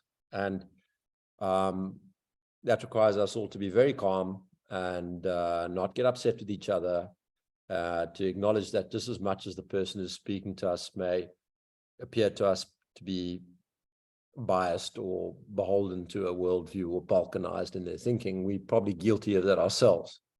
The one thing we criticize, well, I'll speak for myself. From the beginning, my second interview, I said that one of the concerning things for me was how balkanized the sciences had become, how people, and what that did in my perception was it encouraged people to over-systematize and to look for single factor explanations all the time. And we've had many examples of that. I've said to Marc Girardeau, for example, that I think his discovery of the aspiration question and his analysis of it, his assertions around methods of harm relating to the lipid nanoparticles and so on were all extremely good thinking, but that the risk was that you tried to pin everything on that one factor. I've said the same to the spike protein damage people, that this deadly spike, that's now, as Jonathan Engler pointed out earlier today, being used to conflate vaccine injury and long COVID. All of these things tend to get taken too far. You can acknowledge them as a factor, but if you take them too far, what it causes you to do is to ignore the paradoxes. And I think the early treatment story has been one of those, written very large. I was concerned. I remember Duncan was the one who really alerted me to this very early on, that the danger with the early treatment narrative was that it would inflame the false notion of a novel deadly virus. And he was right. But the people who got onto that bandwagon just began seeing everything through that single lens. And then everything was confirmation bias. Every time a patient didn't die from COVID, it wasn't the fact that the virus wasn't deadly. It was the fact that they were geniuses and they had a magic bullet, a hydroxychloroquine or an ivermectin. The danger is to become too myopic and too balkanized, or too sort of rigid, too systemic in the thinking, looking for the single factor answer. And there's no need for us to do that, really. We are definitely dealing with a phenomenon that is complex at multiple levels. Whatever the medical aspects are, they're complex because the human body is complex, And whatever the political phenomena are, they're very complex because they involve the interactions of cultures and political systems and economies and all sorts. So I think we just, I think the breakthroughs come when we're not calling each other names for having apparently contradicting viewpoints, because it's better to rather say, okay, that perspective is valid. The clinical reports are valid. The clonal idea from JJ is interesting.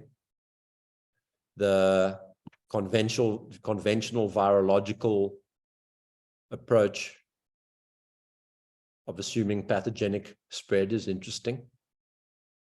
But let's rather calm the hell down and try and flesh out the anomalies that, assuming that all of those things are interesting, flushes out.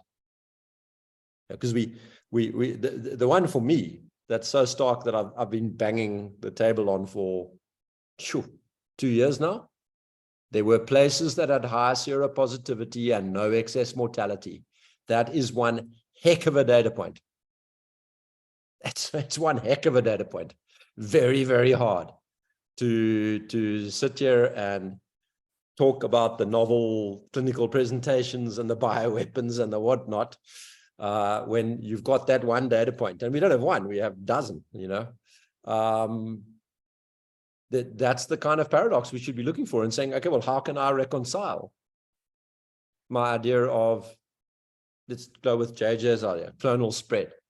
Well, they just didn't do the clones there, nobody died. Or maybe it's a psychological response. They didn't panic there. Those people over there, they've got a culture that doesn't panic. They were suspicious of authorities or whatever. Or it's Germany. Because they had a fragmented hospital system, they had plenty of excess capacity in their medical system. And the whole system was not prone to centralized control and authoritarian approaches in the medical system there.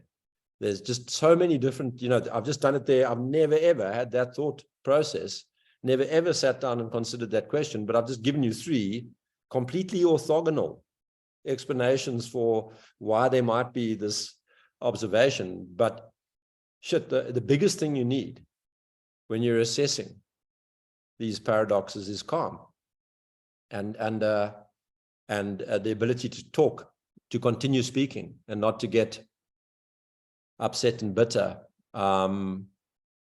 So it's so sad for me right now to see debate being sterilized inside our own movement. We've had a recent exercise around it with one of the large movements. But I don't want anybody to be despondent because of what I'm saying. I'm trying to sit here and just say, look, shit, you can see this woman is sincere, that you don't need a PhD to work out that she has been applying her mind and she's covered all sorts of perspectives and she's challenged her own thinking at every point along the way.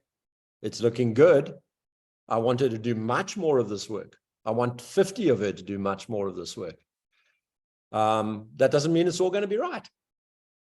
And we will forgive her if she goes too far down the rabbit hole in the one factor and hopefully pull her back. She looks like the kind of person who can be pulled back. But, it's worth entertaining, if only because it will flush the paradoxes. Sorry, and I shouldn't say if only, because I think there's a hell of a lot here. I'm pretty much sold on the idea that the most significant determinant of excess mortality where it occurred was the extent to which people panicked. But I could be wrong. Anyway, sorry, Flip, what a monologue. I was really meaning to try and do half a minute, but yeah, a mixture of appeals and points. Thanks. Yeah, thanks, Nick. I mean, we just, I think everybody's mind is still open here, and that's what's most important. I mean, every time we get on one of these things, I think we're exposed to something new that we can, add to what we think actually happened. And I think everybody's still evolving in this, and we have to keep evolving. We have to keep accepting, additional information. Nobody should be closed-minded here. Everything's hugely complex. as Nick said. So let's go ahead and get Jennifer up next. Okay. I had a couple points. I hope I can remember now. So I first of all, to Claire's point about the cases, I think, again, I've said it before, I'm going to say it again.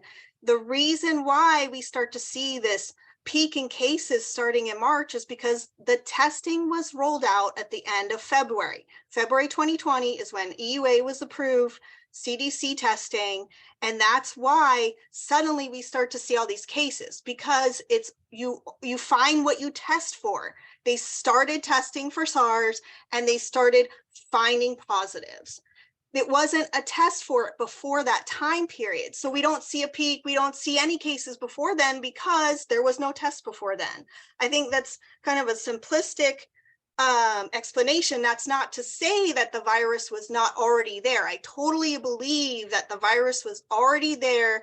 The virus was seeded all over the world well before people even were aware of it. So I just want to make that point again. I also think that we know that hospitalizations didn't occur until 8 to 10 days after people had onset of illness. Now, the virus is already gone. It's most likely the lung inflammation that's bringing people to the hospital. You know, doctors, even now, I think as a virologist, I actually think this is so cool. We're learning so much about spike protein and how spike protein interacts with the body and all the things that this protein can do. And doctors were not aware of the vascular damage and how the virus, this protein, was interacting with the vascular endothelium. So they weren't aware of that. They weren't looking for those kind of things. People dying of heart attacks and strokes and all that at that time, you know, because they weren't really sure. Now, the problem I have is because of all the testing, and I think I've said this before too, is we muddied the water so much with all this testing that we don't even know what the disease is. We don't even really know what COVID is. And so that's a problem. Okay, COVID toes and a rash and diarrhea and lung inflammation. I mean, everything became COVID. And so we cannot actually define what is COVID, what is the disease. So that makes it very, very difficult to diagnose, right? And we're only basing it on a PCR test. You cannot do that. You need clinical symptoms and a diagnostic test to actually diagnose a disease correctly. So I think that's such a big problem, and I don't know if we're ever going to really know for sure. Although having been sick the last 2 weeks, lost my smell, I'm pretty sure it's COVID. I think that's a pretty characteristic symptom of COVID. But you know, I think that's a big problem when we're naming something. Is, you know, everything became this disease. Everything. Yeah. Can I Todd? Can I button with a question for Jennifer? Yeah. Sure. Jennifer, I mean, in some of these sort of more complex presentations, I often wonder about the feasibility of the project of defining clinically some of these diseases. The descriptions of the diseases are so vague and they're defined in terms of the symptoms, and your sort of clinical testing repertoire is limited.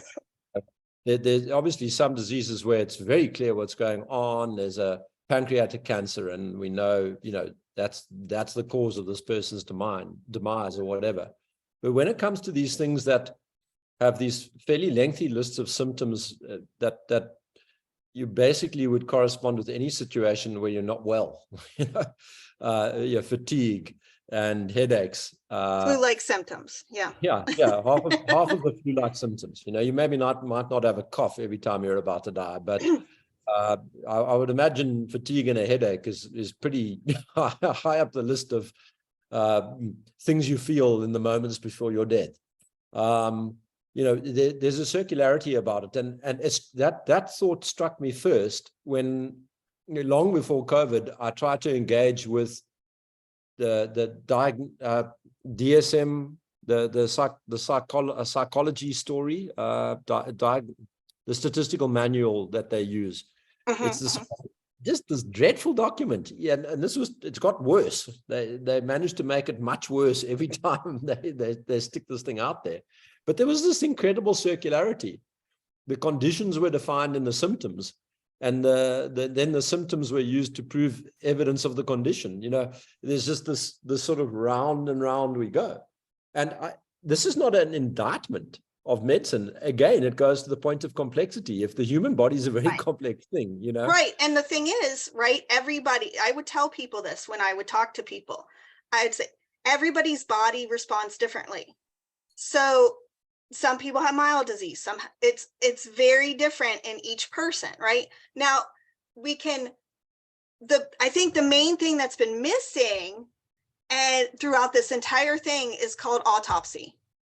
If we do not look at autopsy, disease detective, that's the ME's job. How did this person die?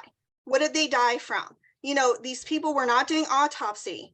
We need to look at this disease. We need to see how it progresses in the body. We need to see what damage it's doing, where it's doing it. We need to have autopsy to more properly define what the mechanism of disease really is. Without that, this is why we also don't have autopsy after the injection. So, you know, this again, it's not helping us. It's not helping us at all to say what is actually COVID. And I guess brings me back to my other point I wanted to make about the psychological aspect. You know, also early on in 2020, people were, when they first heard of this, they were very confused. They were very scared. We had a lot of people come, oh, shortness of breath. Well, is it anxiety? Or do you actually have an infection? There were a lot of people who had shortness of breath. That's a symptom of anxiety. We had people who thought they tested positive. They thought they had to be in the hospital just because they were positive. They had no symptoms whatsoever.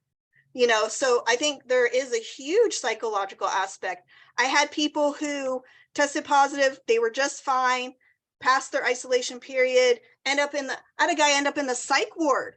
He was so freaked out that he tested positive again. He ended up in the psych ward. Those things were happening. There was most certainly a psychological aspect going on, at least early on in 2020, before people really knew what was happening. So again, you know, my point was that it's very multifactorial. There's a lot of underlying things. There's still a lot of unknowns. There's so much we still don't know. I've got an anecdote for you on that.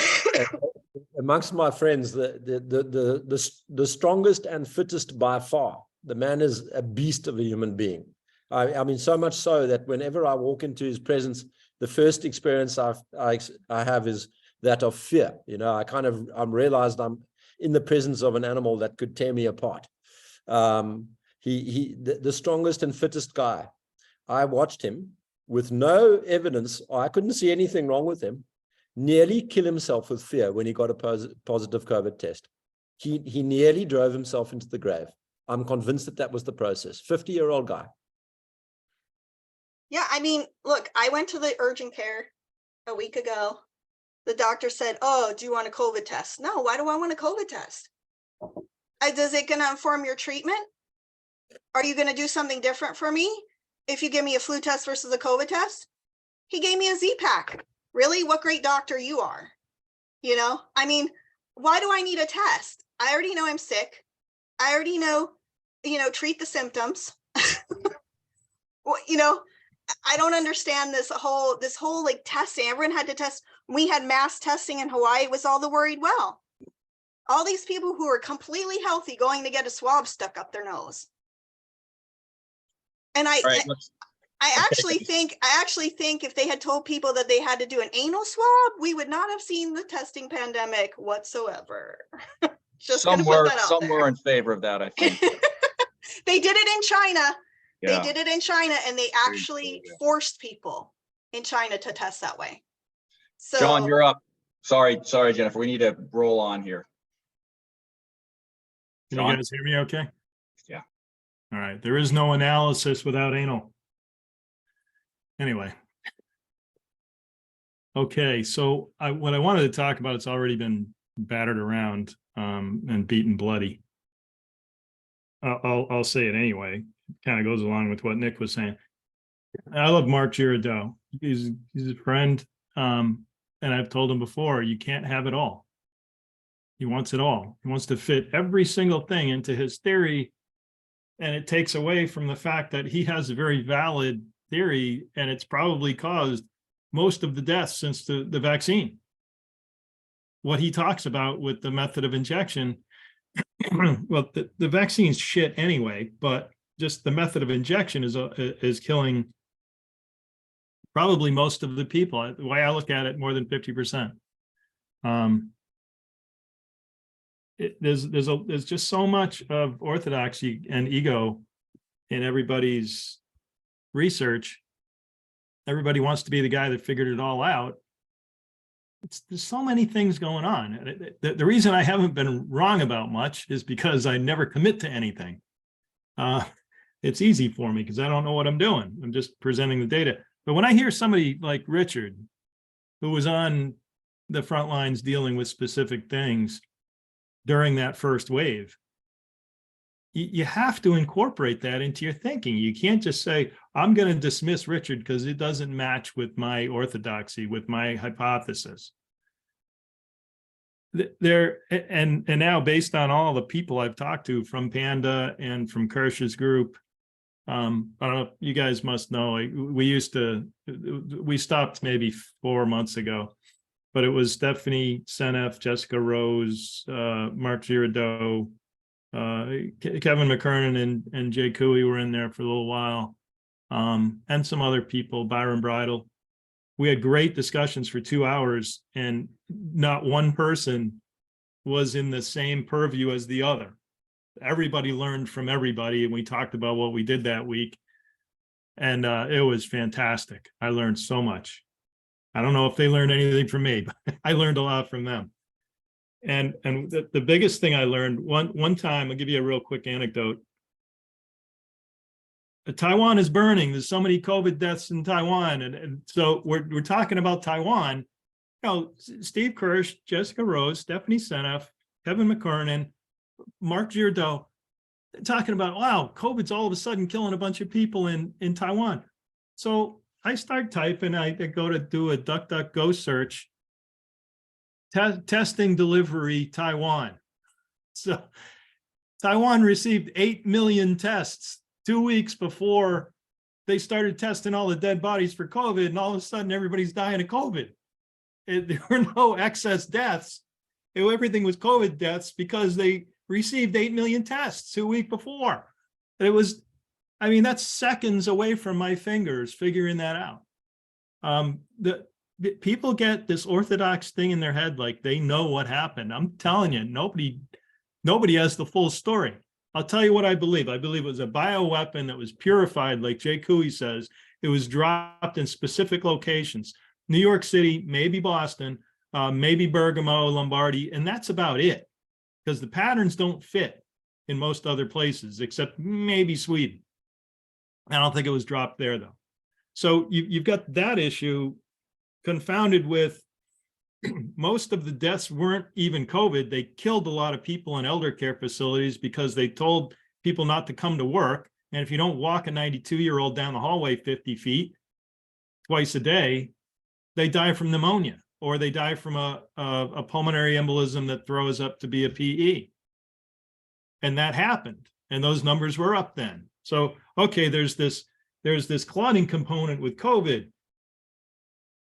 I don't doubt that. I really believe that. I made it sound like I don't believe that with the way I just said it, but I truly believe the original form of COVID in New York City and Boston, and now you find a rare case where it gets past the mucosal defenses. It causes the clotting, the rouleau. Hope I said that right, Richard, this time. The stacking like poker chips of the RBCs. These things actually happen with COVID and not the vaccine. But you inject a similar type of, you inject something that creates a similar type of spike, and it's going to make the body create a similar reaction. But because you bypass the mucosal defenses, it happens 100 times more than with COVID. The signals are so low with the clotting in COVID that I I challenge you to go back and do a thorough analysis of death certificates to try to figure it out. And you're not going to get all the autopsies because they didn't happen. The people are in the ground or they're cremated. And a study of that first wave, going back and looking at the death certificates, that's not going to work either. I interviewed a medical examiner for 3.5 hours, looked at all the death certificates. She said that people didn't come to work. They were afraid, the medical examiners were afraid of getting COVID. They skipped the imaging. They skipped the blood work, toxicology reports. They called the old folks home. What happened? She was coughing and she died. Okay, COVID. You're never going to get that data. It doesn't exist en masse. It's just too bad. Never going to happen. So you have to adjust your thinking around all the variables and not just discount something that doesn't match with your already formed orthodoxy. I think I'll stop there because I could go on. Thanks, John. We need it. Thanks for that. We need to keep things rolling. So everybody, let's make it short and sweet here. We'd like to hear everybody, but let's keep it rolling. Danica, you're up. Hi, yes. Thanks for letting me speak. I know I'm not like a specialist or a scientist, but I come more from an arts background. So I think that there's like a value to that, to just thinking about the large patterns, because if I hadn't got COVID severely, or whatever it was that I got, the phenomenon that has patterns, I would have just dismissed people more as having a psychological effect of fear, yada, yada. But I actually find that that attitude to me reveals like a level of hubris, because when I actually experienced it, I was quite shocked when I had to reach out to the FLCC because I was in danger basically of having to be admitted to the hospital. And I knew that I might not make it if I was admitted.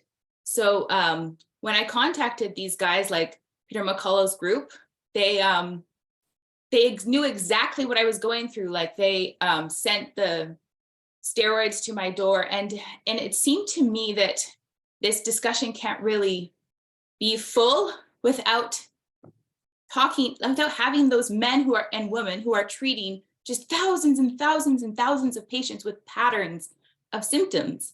Because I was shocked with how much I fit into a profile when I got the disease of a person who's immunocompromised, who gets the disease, who goes down for months and basically gets like a lung infection that could have killed me if they hadn't saved my life. So these discussions, to me, maybe I'm too emotional because I almost died, but yeah, I just wanted to put that out there.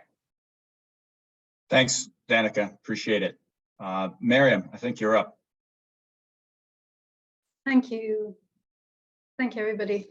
I've got a question really for Claire, and I'm hoping she's still listening.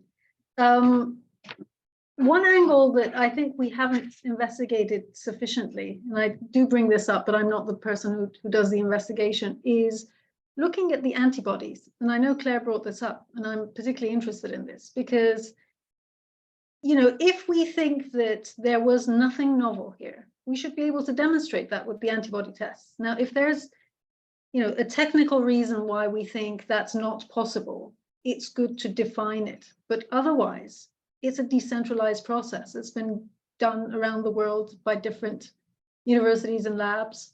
And from what I understand, the false positive is very small. It's something like 0.5%, according to Bhattacharya. So, you know, should we not be looking at how these waves occurred around the world, and did they correlate at all with the, whatever we want to call them, PCRs or whatever, in any rough fashion? So did they follow each other? You know, was Australia totally different to, let's say, New York, the patterns over there? Is there enough information for us to be able to map that, is my question. And Claire, I don't know, can you hear us or are you gone? Doesn't look like she's Seems there. like she's gone. Mariam, Anyone else? Can I just make an observation on that? You know, having proven that the cases follow the PCR tests is not to, it doesn't refute the idea that the panic follows the cases and causes the deaths. I might be misunderstanding what you're trying to say, but what I'm trying to say is the antibodies will pick up what they're looking for, which is, I assume, based on the sequences that they assigned to SARS-CoV-2 as a group of, as a swarm, let's say. Yeah. So if we are seeing back in September, the samples that found, you know, in Italy and Spain and places like that, that there was something like, you know, a very small percentage, less than 5%, being picked up in those blood samples.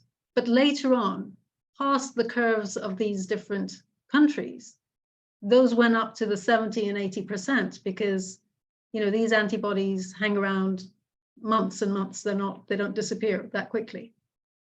Doesn't that show that something actually passed through the population just on its own? Yeah.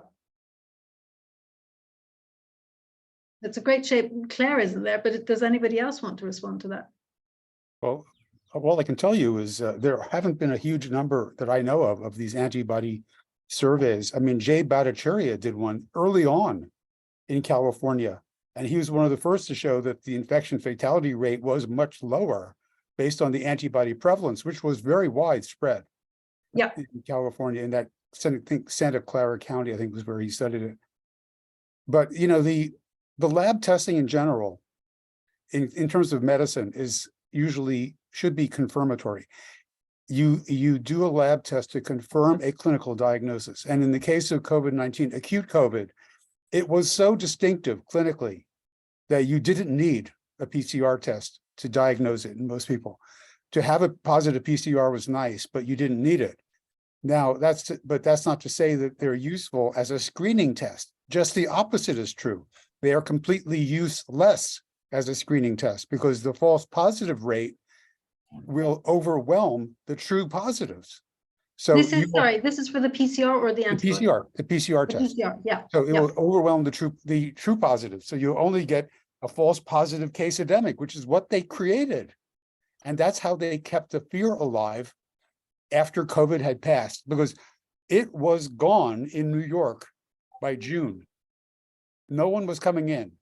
So it had peaked, dropped, and gone. It was gone. We had reached. I think Jessica shared actually on Slack, she has shared the graph for New York in terms of the antibodies, and it does really shoot up. So and I don't know what the source of that was. I was going to ask her, but I've seen some of the stuff that has been done reported in Australia and in Switzerland, and they do have, you know, points where they show how that went up. So I'm assuming lots of countries must have it. And being fairly decentralized, it should be an indicator that something passed through that can be detected. I mean, and by the way, I understand these tests do not pick up the other coronaviruses. They do not pick up flu. Otherwise, they don't pass the test that they're supposed to pass before they, you know, their EUAs. I mean, for me, this issue, I think, is settled well enough. I mean, for me, the real issue is what these authorities are trying to do to us as free people based on this fake pandemic that was largely created. I mean, it was real, the virus was real, I do believe that, but the reaction to it was all horrific. It was all authoritarianism, and that's what they're trying to continue. They're trying to control us all with digital currency and a vaccine passport. And those are the real pressing issues of the day. And by the way, the early treatment was not a thing back in that first month or so. It was only just starting to be looked at by guys like Zelenko and Didier Raoult in France. But no one in New York was looking at early treatment. These were all patients coming in catastrophically ill, as I said. Some of the sickest patients I've ever seen, and many of my colleagues would concur with that, including Paul Marik and Pierre Corey, both of whom were fighting this on the front line as well. And mostly elderly, right? Elderly or obese. And this is the thing that I think contributes heavily to the excess mortality in the West, which is that we have a lot of people with metabolic syndrome. And it's clear that from the very beginning that was the major risk factor for a bad outcome from infection. As a country that's the second most obese, or at least in the top 5, the UK, for us, the average age was over 80. It was actually 82. So it doesn't marry up with the American data that well. I'm just wondering whether, you know, the incentivizations that went on, or possibly other reasons like intubation, et cetera, may have added to. Yeah, I think it's several things like we've been talking about. There are several factors contributing to that one curve that we see for the US versus the UK, right? I mean, so certainly I everything I've heard agrees with what Richard says, that the metabolic syndrome was, you know, a huge contributing factor. That doesn't mean everybody who has metabolic syndrome got it. It just means if you happen to get it and you had metabolic syndrome, then you had a much higher chance of actually getting severe illness. But what was the, you know, percentage of people that fit into that category, and what were the other factors? I think there's, you know, it all contributes. Richard, do you have anything else to say, or are you done? Okay. Can I get, Dan's had his hand up for a long time, so can we just get to him and then? Yeah. Hey, hi everyone. Yeah, my hand's tired actually. So yeah, I agree with a lot of the general points from Richard and John. Yes, there seems to be a lot of hypothesizing and arguing recently as to what actually it was and so on. That's fine. It's a good thing. But I think we need to remember which way round the most important question goes. And to me, the most important question is not necessarily exactly what it was, but what it wasn't. And we were told, if you remember, and most people have forgotten, that whatever it was, something approaching 1% or something of most populations was going to die if we didn't surrender our freedoms immediately, basically. And it didn't happen. You know, whether you think it was a bit more, a bit less, nothing like it happened. It was worked out fairly early on by a few of us that it was out by at least a factor of 10. And if that was incorrect and it was out by a factor of 100 or 1,000, and if the treatments were making it worse, that's all well and good. That's fine. But basically, we were out walking in the forest. We heard a noise from the bushes, and the expert said, "Quick, guys, quick, it's a lion. He's going to attack us. Give me your freedoms and let's hide here." And we listened, but actually it was a bird. Now, if a few of us are interested in working out exactly what species of bird it was, that's fine. But for the rest of the world, it doesn't matter. What matters is it wasn't the monster we were told it was. I appreciate there are nuances. Certainly there are nuances, you know, some of these routes can take us down some very, very dark hypotheses, you know, as to what and why it was done. So there's another story there. But I suppose just a reminder that what unites us probably is more important to a lot of the outside world and a lot of the people who aren't directly with us. And when we talk to people, I find anyway, it's, you know, it's not exactly it was this, and I require you to believe the following 10 beliefs, and I'm working on an 11th that I'm going to require you to believe soon if you want to agree with me. No, it's just, you know, we were told this, we did this, and it was wrong. That wasn't it. Anyway, to me, that was one of the key technical questions, and we answered it very, very early on. And as the story goes, you know, tell me the Torah, I think, standing on one leg, you know, be something like that, be nice to each other or something, and the rest is commentary. I'm completely massacring it. There is a comment, there is a saying like that. And I think that was the fundamental thing, technically, and that's without even touching on the ethics that I think trumps the whole thing. But let's not stretch this out any more than we have to. Excellent points, Dan. That goes with Miriam's ghost story hypothesis. You know, a lot of people have been sitting around campfires telling themselves ghost stories about viruses for many years now, and a lot of this arose out of that priming. Everybody was really scared, and the first bird that showed up in the bushes and started rustling around, people went crazy. So, Nick. Yeah, that was very nicely put, Dan. Thank you. The point that it leads to for me, and that I made at the Brussels conference and closed session, was that it's time for us to stop thinking about this as a medical phenomenon.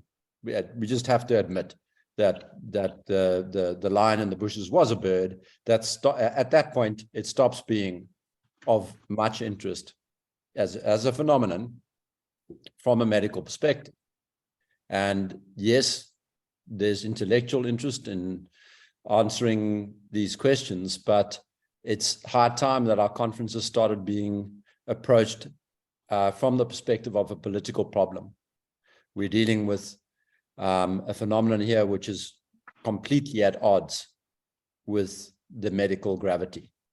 This is not to say that there weren't sick people, you know, the worst, even the sickest patients you've ever seen. But it's just, we are now in severe ask about face territory. When I look at the roster at these conferences, it's yet another, we're going to have 4 doctors from the early treatment, an epidemiologist, a vaccine expert, and one guy talking about, you know, propaganda. The ratio should be the other way around. There should be like a scientist at the end of the thing to sweep up any questions that might have been left hanging by the political science commentators, the philosophers, the ethicists. That's where we are. I want to pinch myself when I look at the forthcoming conference at, you know, at Bath, the one I've just been at. As a movement, we seem to be not getting it right to confer about the real topics. We try to do that on the other side, on the Wednesday evening conversations that we have. But, and I'm not saying, you know, there are clearly groups of people who are asking these questions and so on. But, you know, as interesting as it is to discuss how right Jennifer is in a, sorry, is it Jennifer or Jessica? Jessica, yeah. How right Jessica is in her analysis. We shouldn't spend too much mental energy on it. That's my sort of feeling. It's now, it probably has been for quite a while, time to ask the questions about culturally, psychologically, politically, how this story arose. COVID was never a medical problem. We were fooled. Thanks, Nick. Jonathan. Hi. This is quite a short point, really. There's been a lot of debate here about how patients presented to hospital. They presented really sick to hospital, and that is true, obviously. But the point I'd like to make is that that's when they got to hospital. It's ignoring what was actually done to them in the community. We mustn't forget that basically a military grade psychological operations to terrorize the population, make it feel like they were in a war footing, were instituted by all governments across the world. And there were changes in treatment as well. So people who had would routinely be given, just for the slightest, particularly elderly people who were chesty, had a cough, didn't feel very well, would routinely be given antibiotics, which should either work on incipient respiratory infection or act as some sort of prophylaxis against secondary bacterial infection. And you've then got the direct effects of the psychological stress of people's immune systems and so on. So there's a whole Science books. Say again? Please. Sorry, Randy, could you please mute? Thanks. Yeah. Sorry about that. So I'm just saying that you could. It is not necessarily not caused by policy and iatrogenic effects just because sick people are turning up at hospital. They could have been affected by the dystopia as it affects treatment of patients in the community. That's the only point I was making. Thanks, Jonathan. I think it's very relevant. Dan, looks like you want one more go. Yeah, sorry, one more. Just to say that, yeah, spot on, Nick. I agree. I think you're quite right. And I really do think we need to be doing more, going more in that direction. or at least being more aware that that's the direction, and the other stuff is interesting as well. I mean, I remember the old joke about the difference between a clever man and a wise man, which I guess needs to be updated from man, this being 2023. But the joke was that a wise man is a clever man is a man who knows how to get out of situations that a wise man wouldn't have got into in the first place. So it kind of strikes me that the difference between a clever skeptic and a wise one is a clever one knows how to answer questions that a wise one realizes aren't really the questions that we should be answering. Yeah, that's it. Very good, Dan. Well, I think we may have come to the end here, unless some of those hands that are still up, are those just remnant hands? Jonathan, do you want another go, or are you done? I think he's done. Sorry, I'm done. Okay. I'm done. Great. Well, thanks, everybody. Obviously, we'll continue these discussions in ongoing weeks, and see everybody next week. Hopefully we'll be able to continue from the gulag. I got one Yeah, more thing. once this video gets out, for sure. Uh-oh, John's got a final. I the didn't last give you word. guys an update. This is an update. So I'm almost done with my book. I'm in the middle of chapter 24 out of 24. Then I just got to have it edited and published. And the editing will be about a month. I have all the Minnesota data. I'm trying to do that in parallel with the book. Minnesota is so extremely different from Massachusetts that much of this discussion today is pertinent. People are dying far more in younger ages in the third wave than in the first wave or the second wave. It's terrible, especially acute renal failure. The government's killing a lot of people.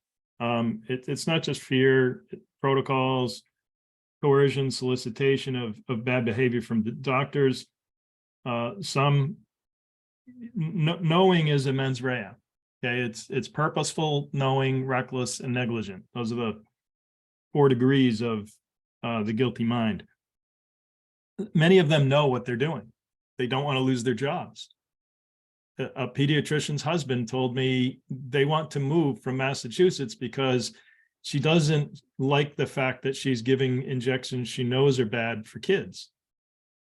Well, if she knows they're bad, why does she keep doing it? And I'm talking thousands of kids she's injected. So to say it's, well, doctors didn't know or they didn't mean, everybody's an individual. Doctors are no different than regular people.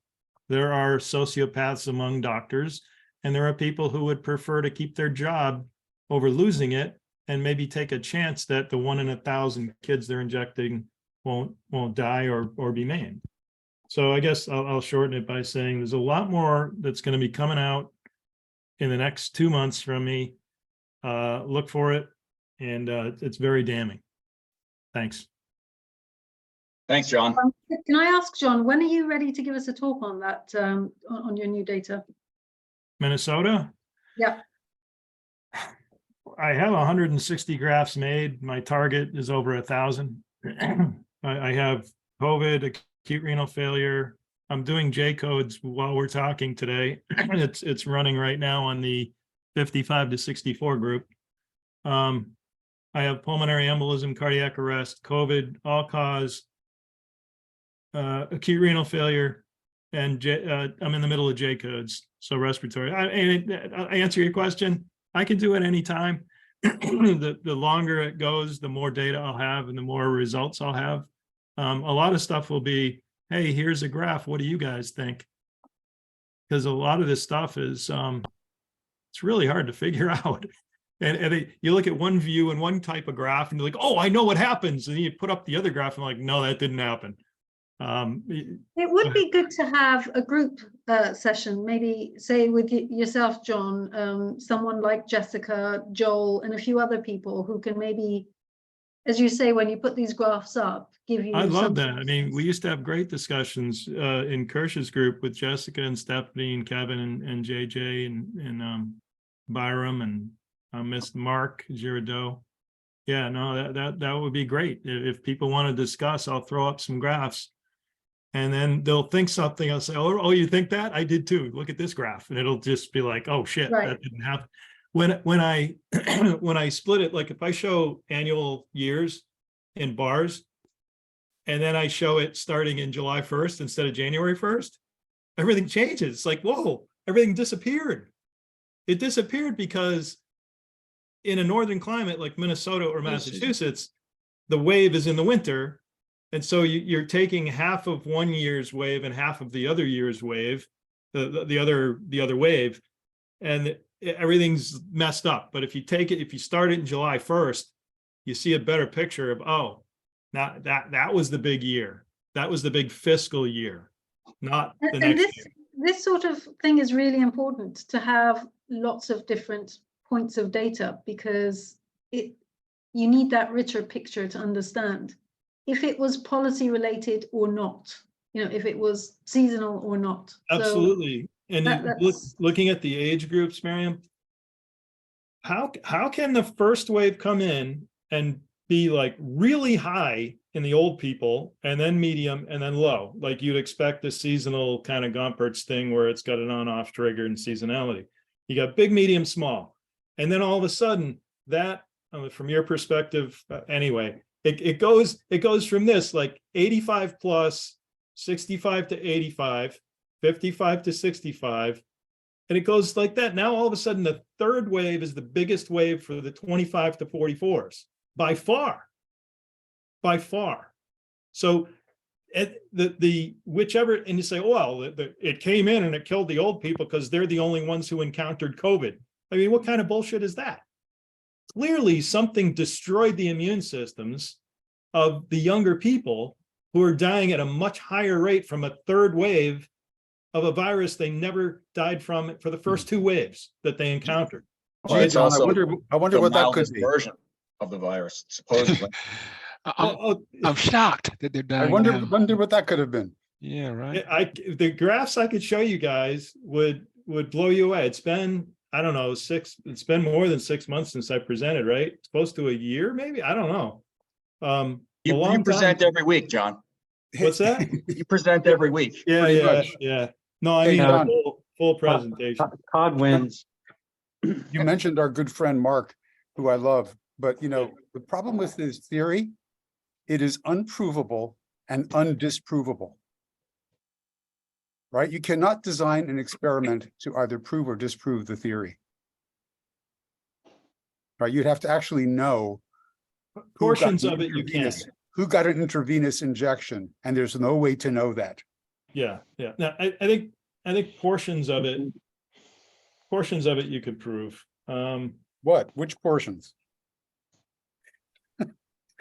Yeah. You can eliminate some theories. When you look at the surface area of take the aortic arch specifically. How could it takes somebody who died from an aortic arch aneurysm and burst, and then look at put those endothelial cells under a microscope and look at the amount of stuff that was there and see if it was and maybe you can tell if it was the spikes. I mean, you look at the timing of it and how many spikes are there, if you can test for that, versus was it just transfection and T-cell attack without any spikes around? You should be able to tell with some type of laboratory experiment to see if a bunch of stuff landed in a place that caused the rupture. Does that make sense? Doesn't get to his IV injection theory. I don't know how that correlates to that. Well, hey, let's jump on, guys. We're gonna turn this call off in 2 minutes, and we'll have to sitting over there waiting. So, all right. Yeah. Let me go on record as being completely unsupportive of the government is trying to kill us as a theory. So I can't wait to hear your talk, John. No one on this call hates the government more than I do, probably, and I don't believe that's supportable in terms of long-term goals. But anyway, is Jessica on Slack? I'd love to reach out to her, the speaker. Yes, she's on her. Super. And that was probably pretty much all I had to say. I do think in sort of contra, Nick, that I think studying why New York is such an outlier is a reasonable thing to do, if just so we understand why. certainly this is a political issue, but some of this data just isn't matching up to what we've been told. So Yeah. Thanks. All right. Thanks, Will. Well, thanks, everybody. So I'll say it again. See you all next week, and thanks for coming. It was a great Thanks, talk. Todd. Take care. Gonna go for a bike ride. Yeah. Walk the dog. I need one now.